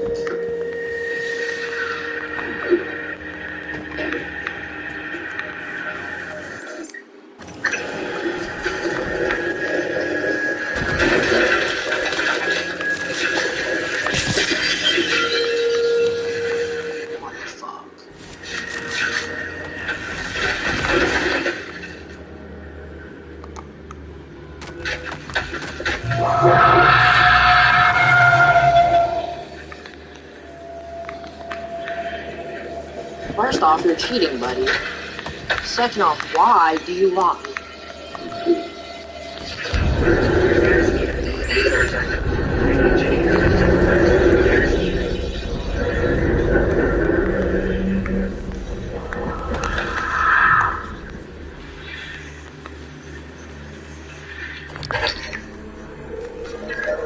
What the fuck is it?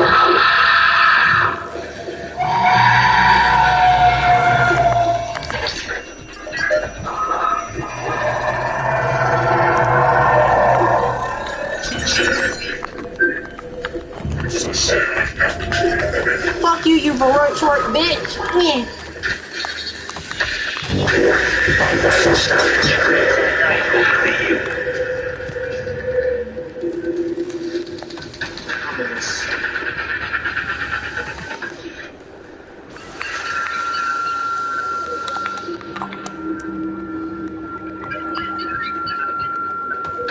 Good afternoon, Talos. Stars Safety Standards call for a weekly inspection of uniform. Report the hardware labs for diagnostics.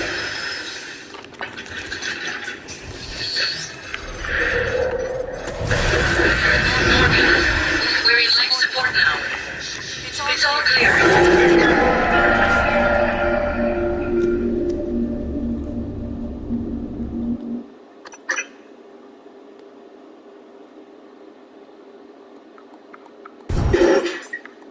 Don't forget the Stars Safety Standards call for a weekly inspection of uniform. Report to the hardware labs for diagnostics. Hello, nice to see you. Morgan, we're in life support now. Diagnosing. It's all clear. It's normal across the board. We lost some good people fighting the black boxes. And done with me. Before I do, make him pay. Special injuries. Nothing affordable medicine. This won't take long. Good as new. Don't forget to complete a patient questionnaire. Yeah, no, he's long gone. He got poached like a fucking egg. I hate it. He's a bitch. I gotta save the earth from the nightmare. Trafalgar Law loves biting up. This is a chocolate chip cooked Trafalgar.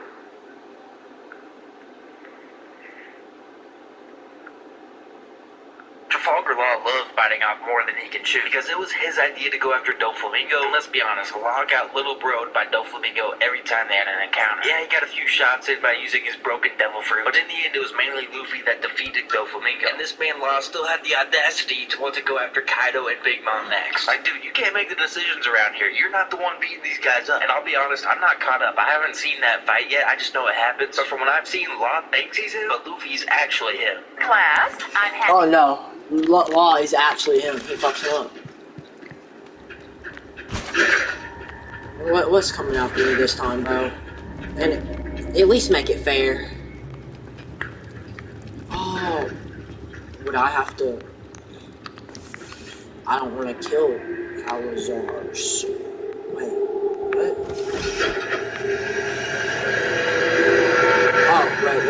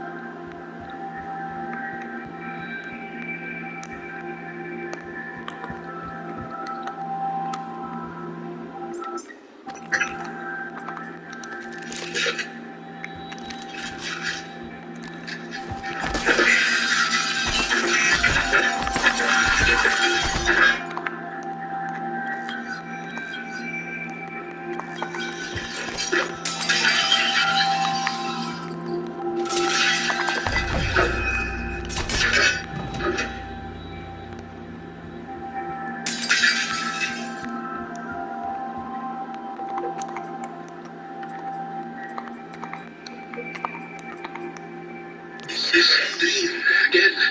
There is something wrong with this station. Something here with us, but I am hallucinating now. There is no question. I have never removed a neuromod, and yet, today, I could not find my way to the hardware labs. I wandered the arboretum for an hour. I made some excuse, but I know Miyu suspects. I cannot keep making toys for TranStar when I told Alex what I want to try. He gave me a device to help. A psychological contraption. Morgan made it. Some of the components are beyond me. I tried to open the locker, but I could not remember our anniversary. And for a moment, even her name escaped me. Her name. If one day I wake up and cannot even remember the work I am doing, I must give it all to Morgan. He will know what to do with it. First test. Anterior electrodes overheated after 6 seconds. But I swear, there was a moment I saw her again. The day we met on the Costa Amalfi. Her lemon sundress. My Florinda.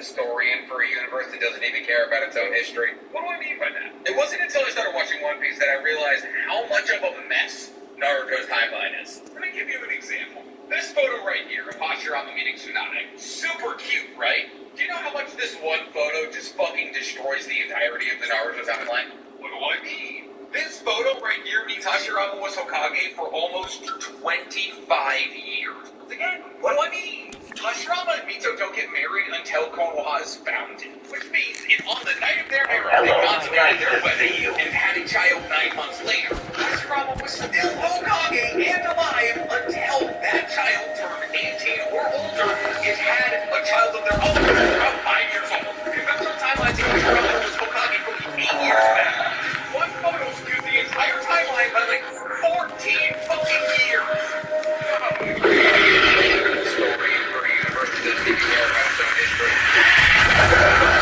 Watching One Piece that I realized how much of a mess Naruto's timeline is. I give you an example. This photo right here. Super cute, right? You know how much this one photo just fucking destroys the entirety of the Naruto timeline? What do I mean? This photo right here means Hashirama was Hokage for almost 25 years. Again, what do I mean? Hashirama and Mito don't get married until Konoha is founded, which means on the night of their marriage they consummated their wedding and had a child 9 months later. Hashirama was still Hokage and alive until that child turned 18 or older and had a child of their own, which is about 5 years old. Conventional timelines say Hashirama was Hokage for like 8 years back. This one photo skews the entire timeline by 14. Did class fit you into effort? Hey, what are you supposed to do? This. I have a question with this girl.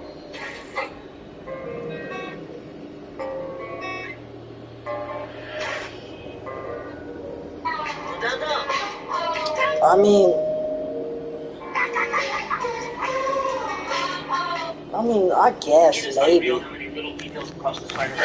Not scary.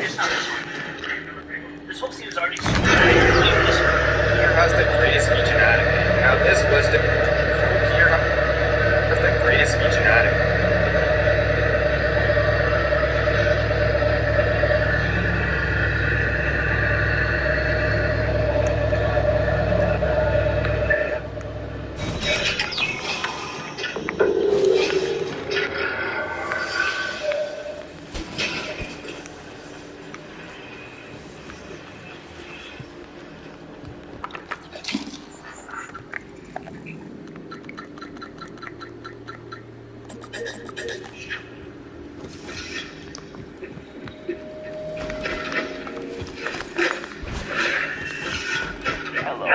Nice to see you.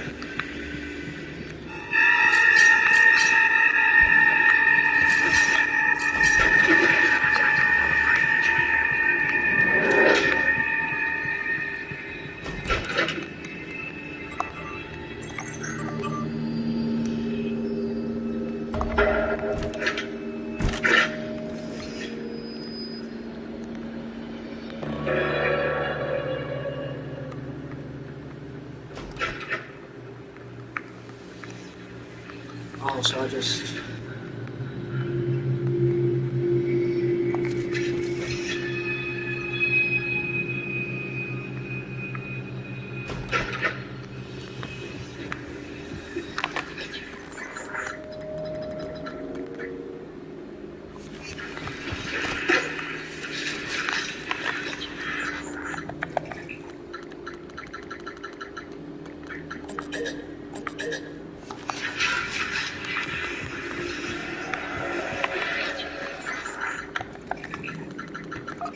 Oh, wait, listen to it.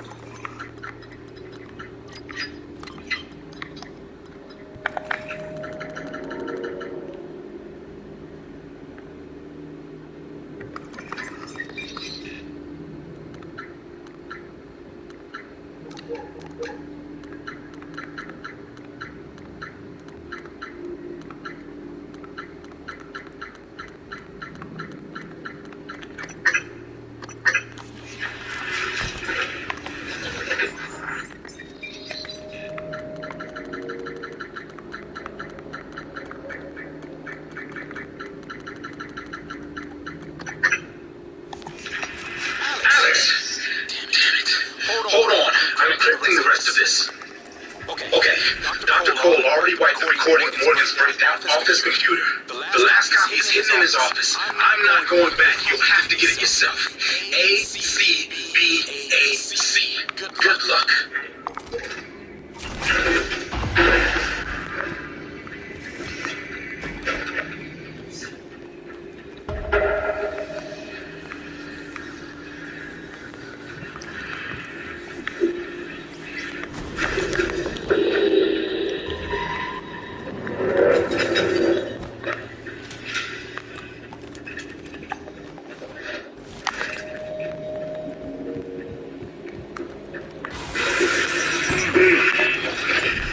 What the fuck?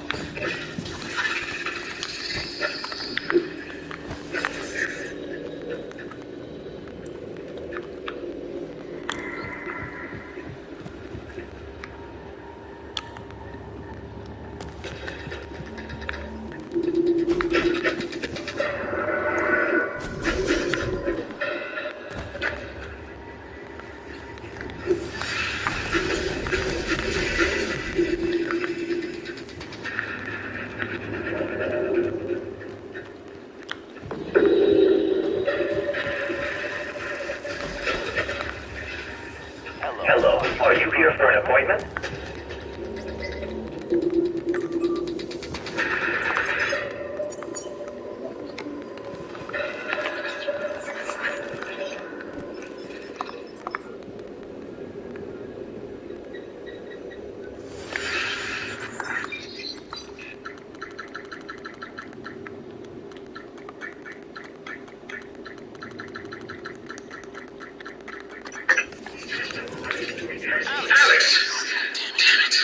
Hold on. I'm encrypting the rest of this.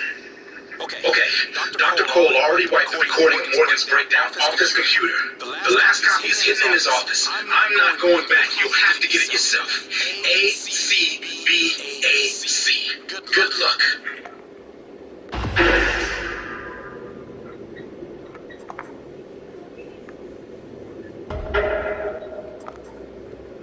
System alert. Repairs needed. Please contact the qualified engineer.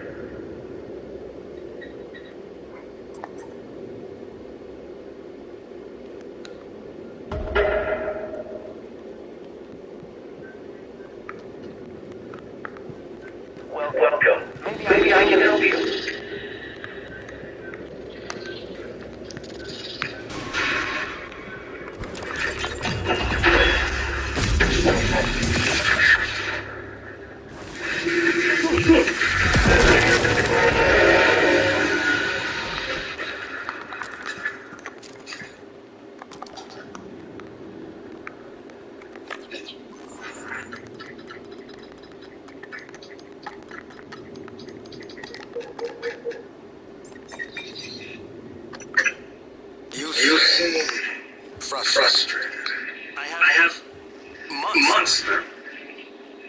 just gone. I've been listening to the logs, reading the research, playing catch up. Do you know how many times we've had this conversation? This is the 5th time. Does it always go the same way? Not always. What does that mean? What do you think it means? Well, I think it means you should be concerned as my counselor. You left yourself a message. Would you like to listen to it? No. I think it would help. I said no, that's not me. Why do you say that? I don't know.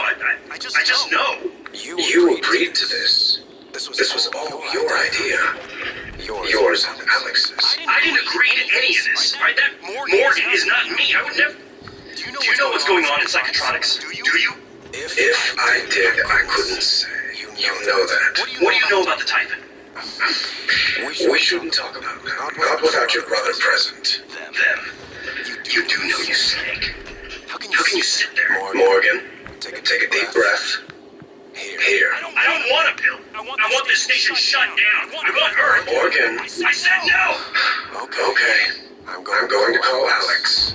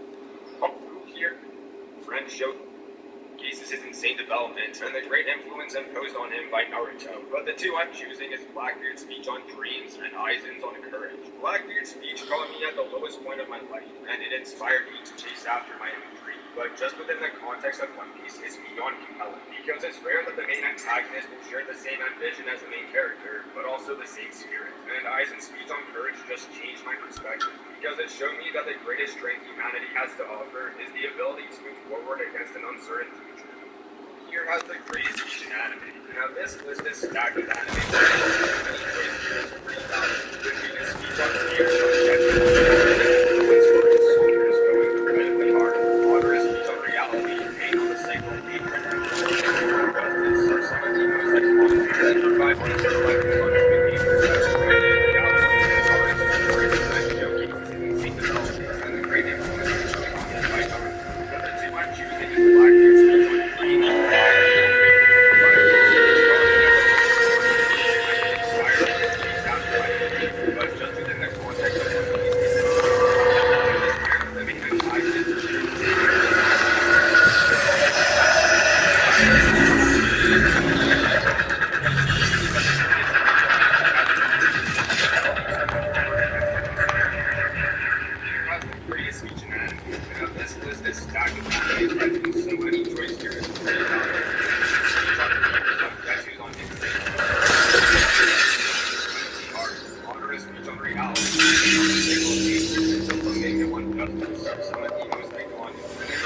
the reflections on human behavior that's grounded in reality, and joking, insane development, and the great influence of the by government. But the two I'm choosing is Blackbeard's speech on dreams.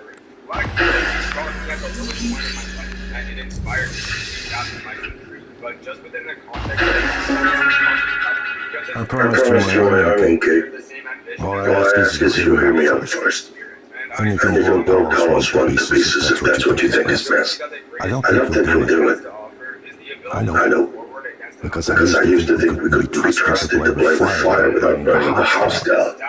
But you convinced me. You showed me anything was possible, even if the price was steep. That part of you is still in there. We can make history, Morgan.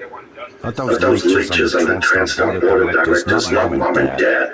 You and I. Yes, Just like we planned. Exactly, that's what we're finna do. We wrote the data to confirm what you suspected.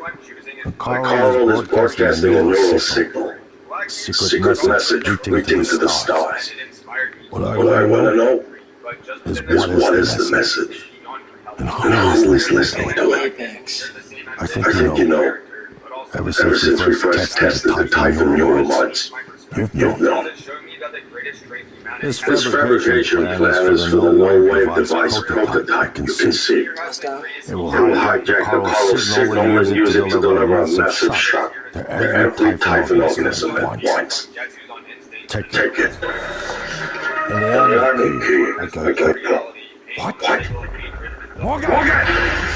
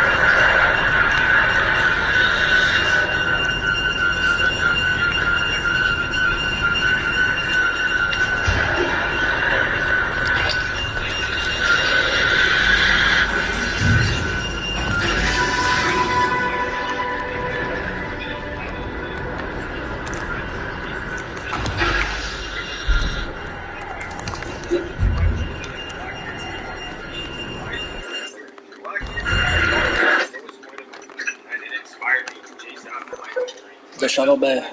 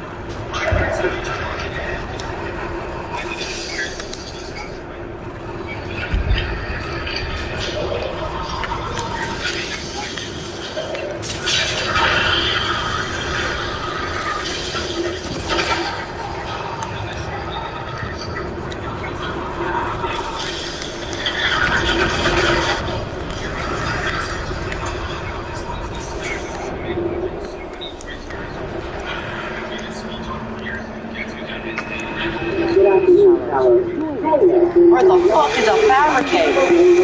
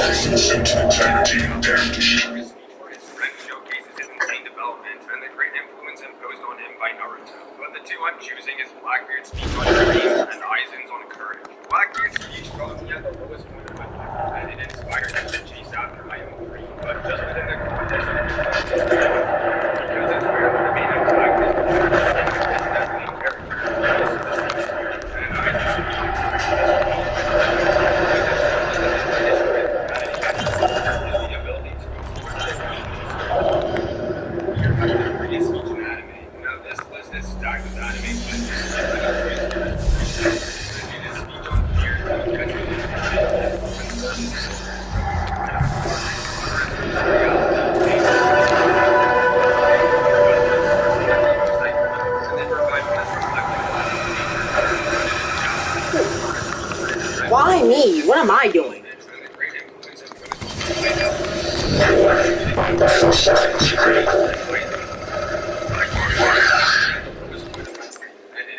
Thank you. Weren't you dead? You could have left me to die. It's more important than ever now that we finish this the white way. Take care of the null wipe device. I'll head for the bridge as soon as I catch my breath.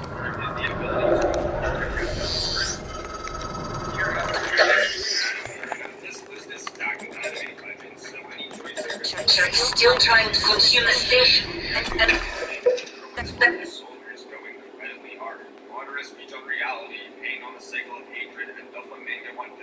Are some of the most iconic, and they provide honest reflections on human nature that are grounded in reality. And Gaara's speech for his friend showcases his insane development and the great influence imposed on him by Naruto. But the two I'm choosing is Blackbeard's speech on flames and Aizen's on courage. Morgan, you anticipated the kind of appeal Alex would make.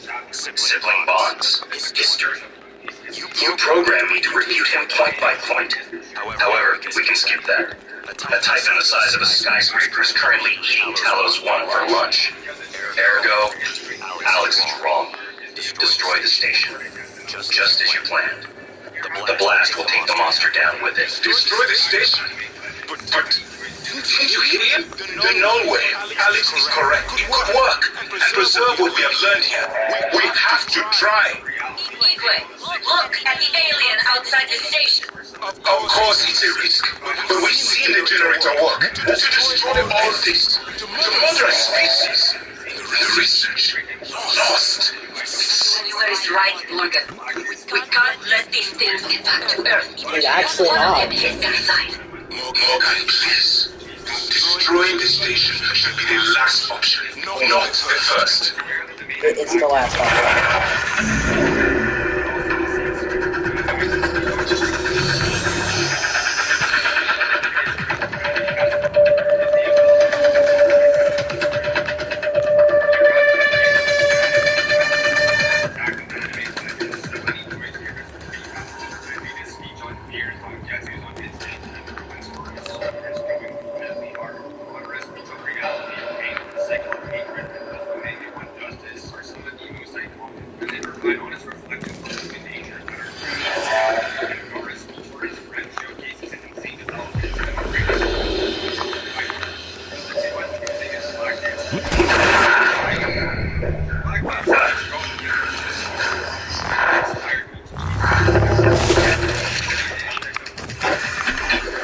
I don't want to be here, bro. It's scary.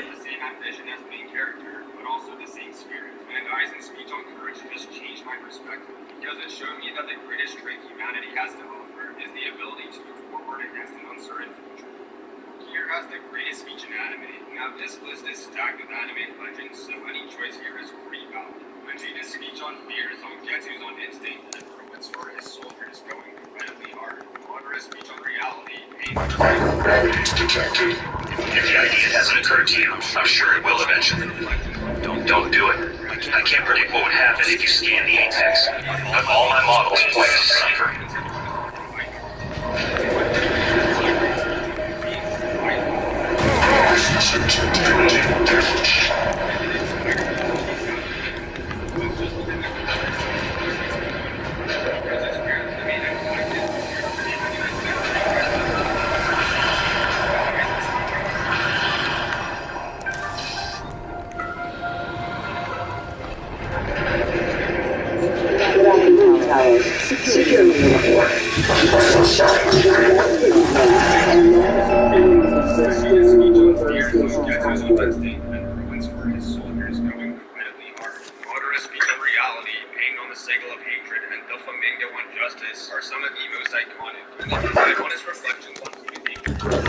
Detective. If the idea hasn't occurred to you, I'm sure it will eventually. Don't do it. I can't predict what would happen. He's just like, don't do it. Just don't. He's like, don't do it. Imagine he was just like, don't do it. That's all he said, don't do it. I already know what you're thinking, don't do it.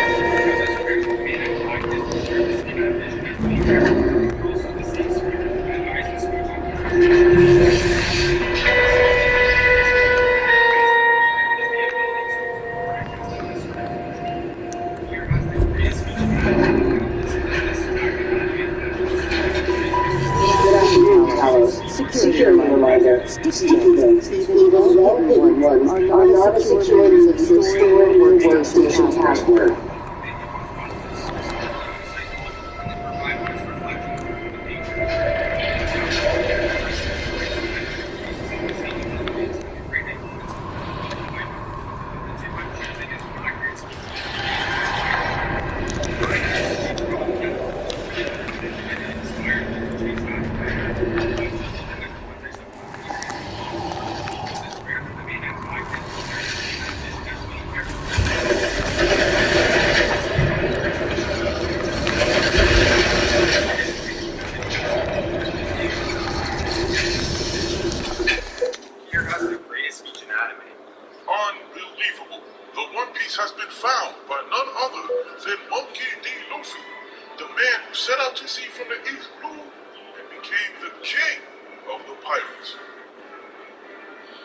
How sure are we that that was not my son? He ain't your son, you old bastard. I'm right here. Did you find the One Piece? How am I find the One Piece if I died, bitch? Then you ain't my son. My kid right over there. Go to White Man. Go call him your daddy. Unbelievable. The One Piece has been found.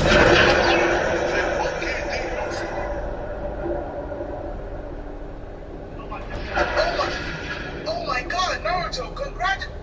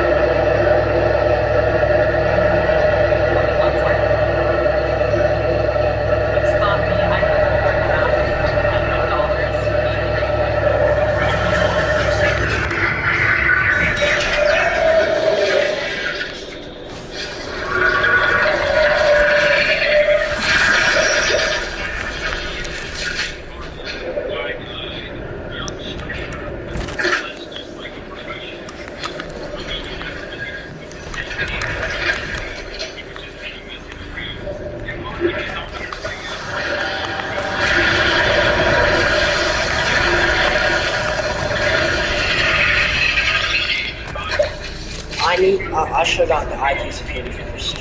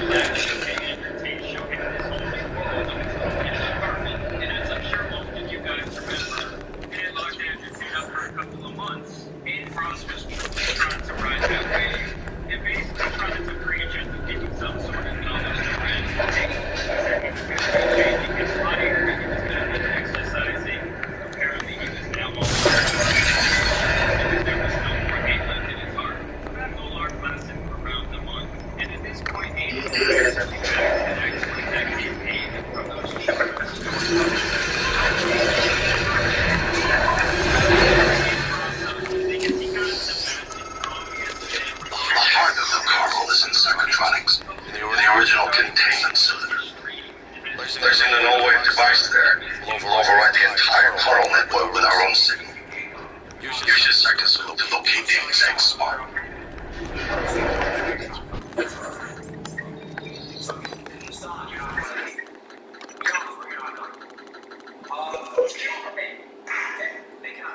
And I'm not really too familiar with this. I didn't know he had been like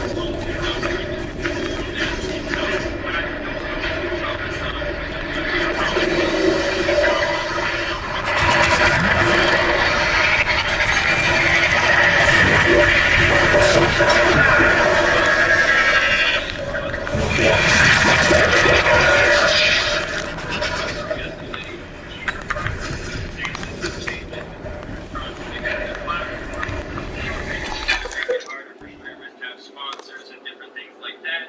In a nutshell, it's just very greedy. And so Hassan continues on to say this will improve the space for streamers and My legs. My legs. Fuck my legs. Shit, my legs, bro. Oh.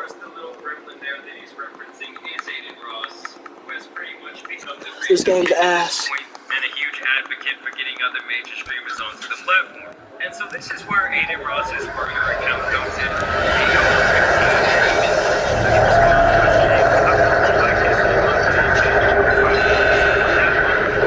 Just curious, genuinely asking. And he shares Hassan's profile picture on Twitter and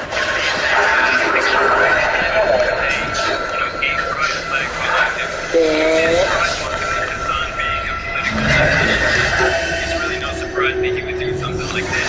And doubles and triples down on these tweets saying, Hassan, you push a gay agenda for little boys and girls. This is also involved with the people themselves, which I guess he's referring to. Please leave.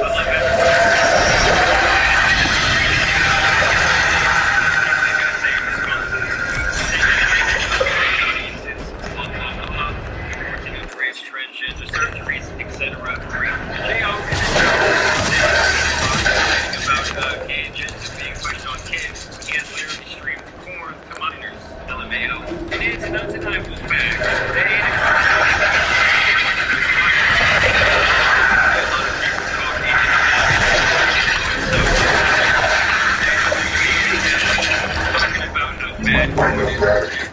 How no one in his audience should ever indulge.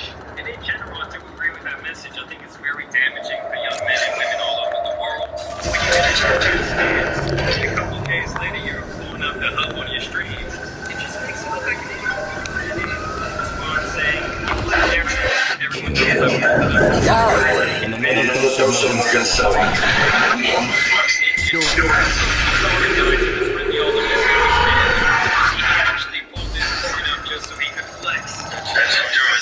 Come to the bridge. We can finish this thing once and for all.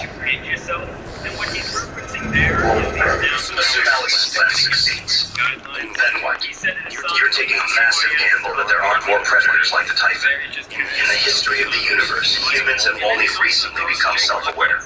Yet you're going to keep the door open on a much wider and older cosmic ecology. One that feeds on consciousness. These are shark-infested waters. Alex believes we can beat a bigger shark, but what if we're just poor?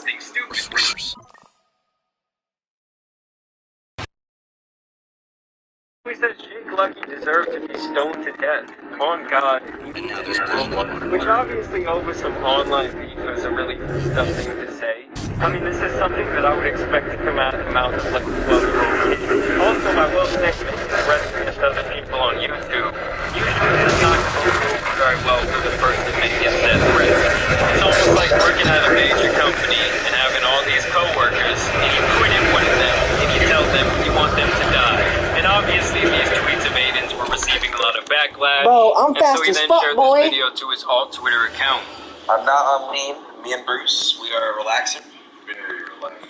We're just having fun, man. You know what I'm saying? Nobody's on lean. We're sober. We're going to the Miami Heat game. You did just show me how much you poured, and it was, yo, you just poured some crazy shit, and you just drunk it all. No. Cap. It's fun. Cap. All shit aside. Dirty. All shit aside. Jake Lucky, end yourself. Hassan, end yourself. The other guy who tweeted at me, end yourself. Stop doing what you guys are doing, bro. I don't care. Nobody gives a... I don't care. Hassan, you're banned. You're banned for good. You can't come to Kid. You too, Biscuit. I heard you're banned on Twitch. And the thing is, he says that he does not care, but he constantly references this shit on a damn near daily basis. Like it clearly eats away at him deep inside, and people make comments about his idiotic actions. So that all went down yesterday. I also wanted to show you guys this update from this morning from Exerto. They say Aiden Ross's second account has been removed from Kick's verified organization on Twitter following his controversial tweets aimed at Nasai and Jake Lucky. What they're basically talking about is this little verification, and also the little Kick symbol has now been removed from his alternative Twitter handle, and maybe that's Kick's way of kind of saying, hey, we don't want to be associated with this bullshit. And I just promise you, at this point, no one is following Aiden Ross because they think he's some sort of amazing role model. I mean, there might be some kids out there who are like, oh, Aiden's so cool because he has, you know, X amount of money, or he gets to go to this event, to that event, or, you know, maybe he met LeBron, or something stupid like that. But it's like, dude, you're never going to be like a David Goggins. You're never going to even be like an Andrew Tate. He's basically just the 2023 version of the court jester. But y'all let me know what you guys think about this situation down below. One thing I will say is that the streaming wars are absolutely on right now between Kick, Rumble, and Twitch just completely f***ing everything up. It's going to be very interesting to see where things will go from here.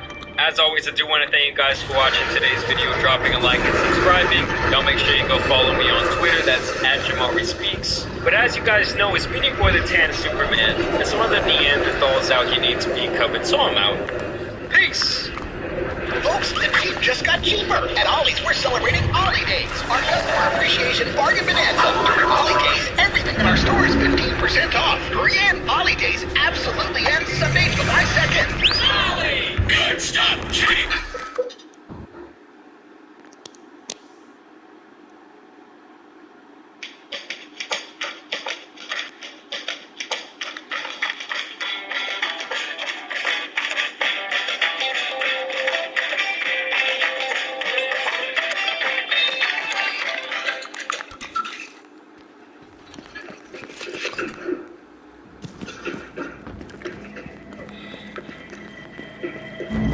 So this last weekend, the legendary hip-hop group The Roots had their annual Roots Picnic. This always goes down in Philadelphia. They've been doing this since around 2008. And as you guys can see at this event, they have 2 stages for music and 1 stage for podcast. And the reason I bring this event up today is because, as you guys can see right here, that man DJ Akademiks had a main slot on the podcast stage this last Saturday, and he ended up going viral after very few people showed up to his show. Here's the first tweet I saw where they say only 8 people currently showed up to DJ Akademiks' live show. Along with this video, it doesn't have any sound, but as you can see, he's up there, you know, in presentation form. The show is currently going on, and as you guys can see, there is very little interest when it comes to the crowd. Actually, a couple of people there look, you know, a little bit ashamed to be there. Look at this guy walking in with his head down. He's like, no, I shouldn't be here right now. And with DJ Akademiks kind of always being that guy that's known to clown people when they do flop, and he's also the guy who has a lot of personal views in both the hip-hop and just internet space in general. People found this lack of a crowd in his show to be absolutely hilarious. I found this other video that kind of shows like an alternative angle. He's apparently interviewing somebody named Little Boom. I'm not really privy to who that is.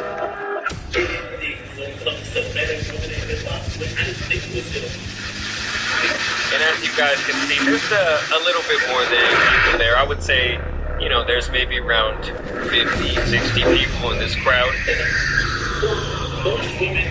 And so Akademiks was getting absolutely cooked because people were saying this was very reminiscent of the Smoke Perp situation that we covered last year, where pretty much no one showed up to Smoke Perp's show. It was looking like a high school dance out here. You know, the high school homecoming that nobody goes to. It was looking like that. And Smoke Perp actually ended up being so ashamed that people were showing up to these concerts just to record the lack of audience there, that he ended up canceling the rest of his tour out of pure shame. So people were basically saying, man, Akademiks, Smoke Perp got more people than you to come out. Now what I will say is, in Akademiks' defense, as you guys can see here, this man started his show at 8 p.m., which you would think would be like the prime time. But as you guys can see right here at 7:30 p.m., that man,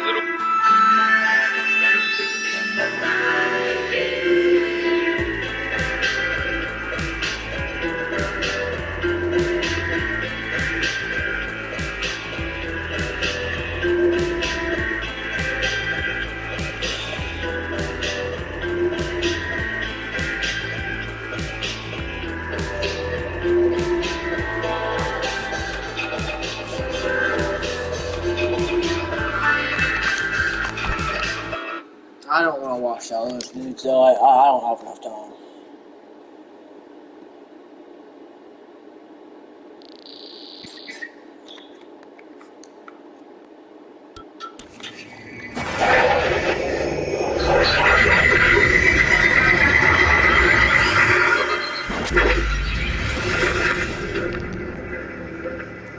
It's finished. How did it do? Activation of the mirror neurons is promising. Empathy quotient shows to be exceptionally high. Everybody thinks it was dreaming. And nothing mattered. You're assuming he thinks like us. Its life depends on it. Ours too. It all comes down to the choices it made. It saved me from recovery, Theta. I would have suffocated otherwise, and later it recovered the light mechanisms. They would have no practical use, except that they were deeply meaningful to me. It installed multiple Typhon-based neurons. It could mean an instinctive return to its own kind, or an attempt to integrate its two natures. Michaela. I would have died without my education. That wasn't easy. That says a lot, I think, about its heart. Can I say that it has a heart? Then there was a man inside the clinics, Ingram. Things did not end well for him. But Would you let it live? yes. Yes, let's go. Sarah, you're next. The situation in the cargo bay was bad. None of us would have survived without its help. And it destroyed a large number of Typhon across the station. That has to be a good sign. Further, it thwarted those attempts to use us as hostages. If it were one of my officers, I would give it a commendation. Danielle, what do you say? It never saw me, and it never ran into Volunteer 37. Hard to say what it would have done. There were a lot of humans controlled by the Typhon that it could have harmed. Seems like it went out of its way to avoid that. I think it's worth the risk. In the end, he chose to activate the no-wave device. Why? To preserve its Typhon technology? We can't really know what its motives were by anything it did. But we have to make a choice. You can't hear us, can't you? Here. I want to show you something. Is it a mirror?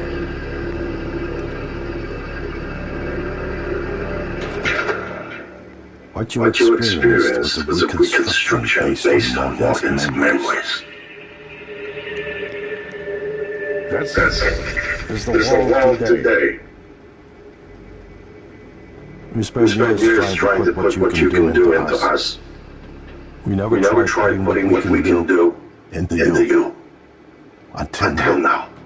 You're the bridge between our species. I need to know if you see us. I mean, really see us. Take my hand if you do.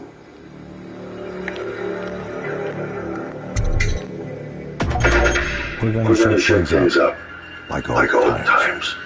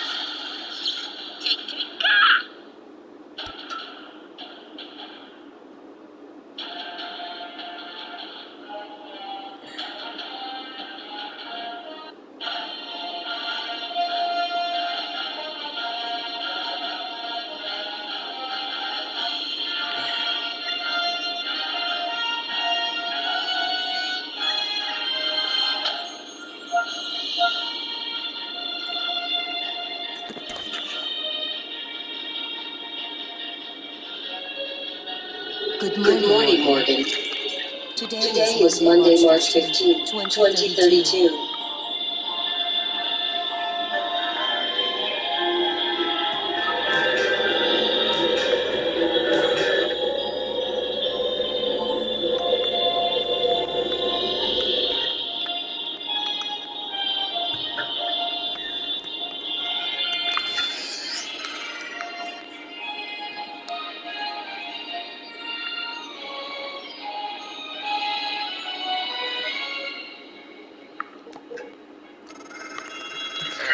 Morgan, wake up. You're burning daylight. Send the helicopter to pick you up. Just a few tests. Don't forget to wear your suit. See you soon. Oh, listen now. Really great you decided to come on board. We're gonna shake things up, Morgan. Like old times.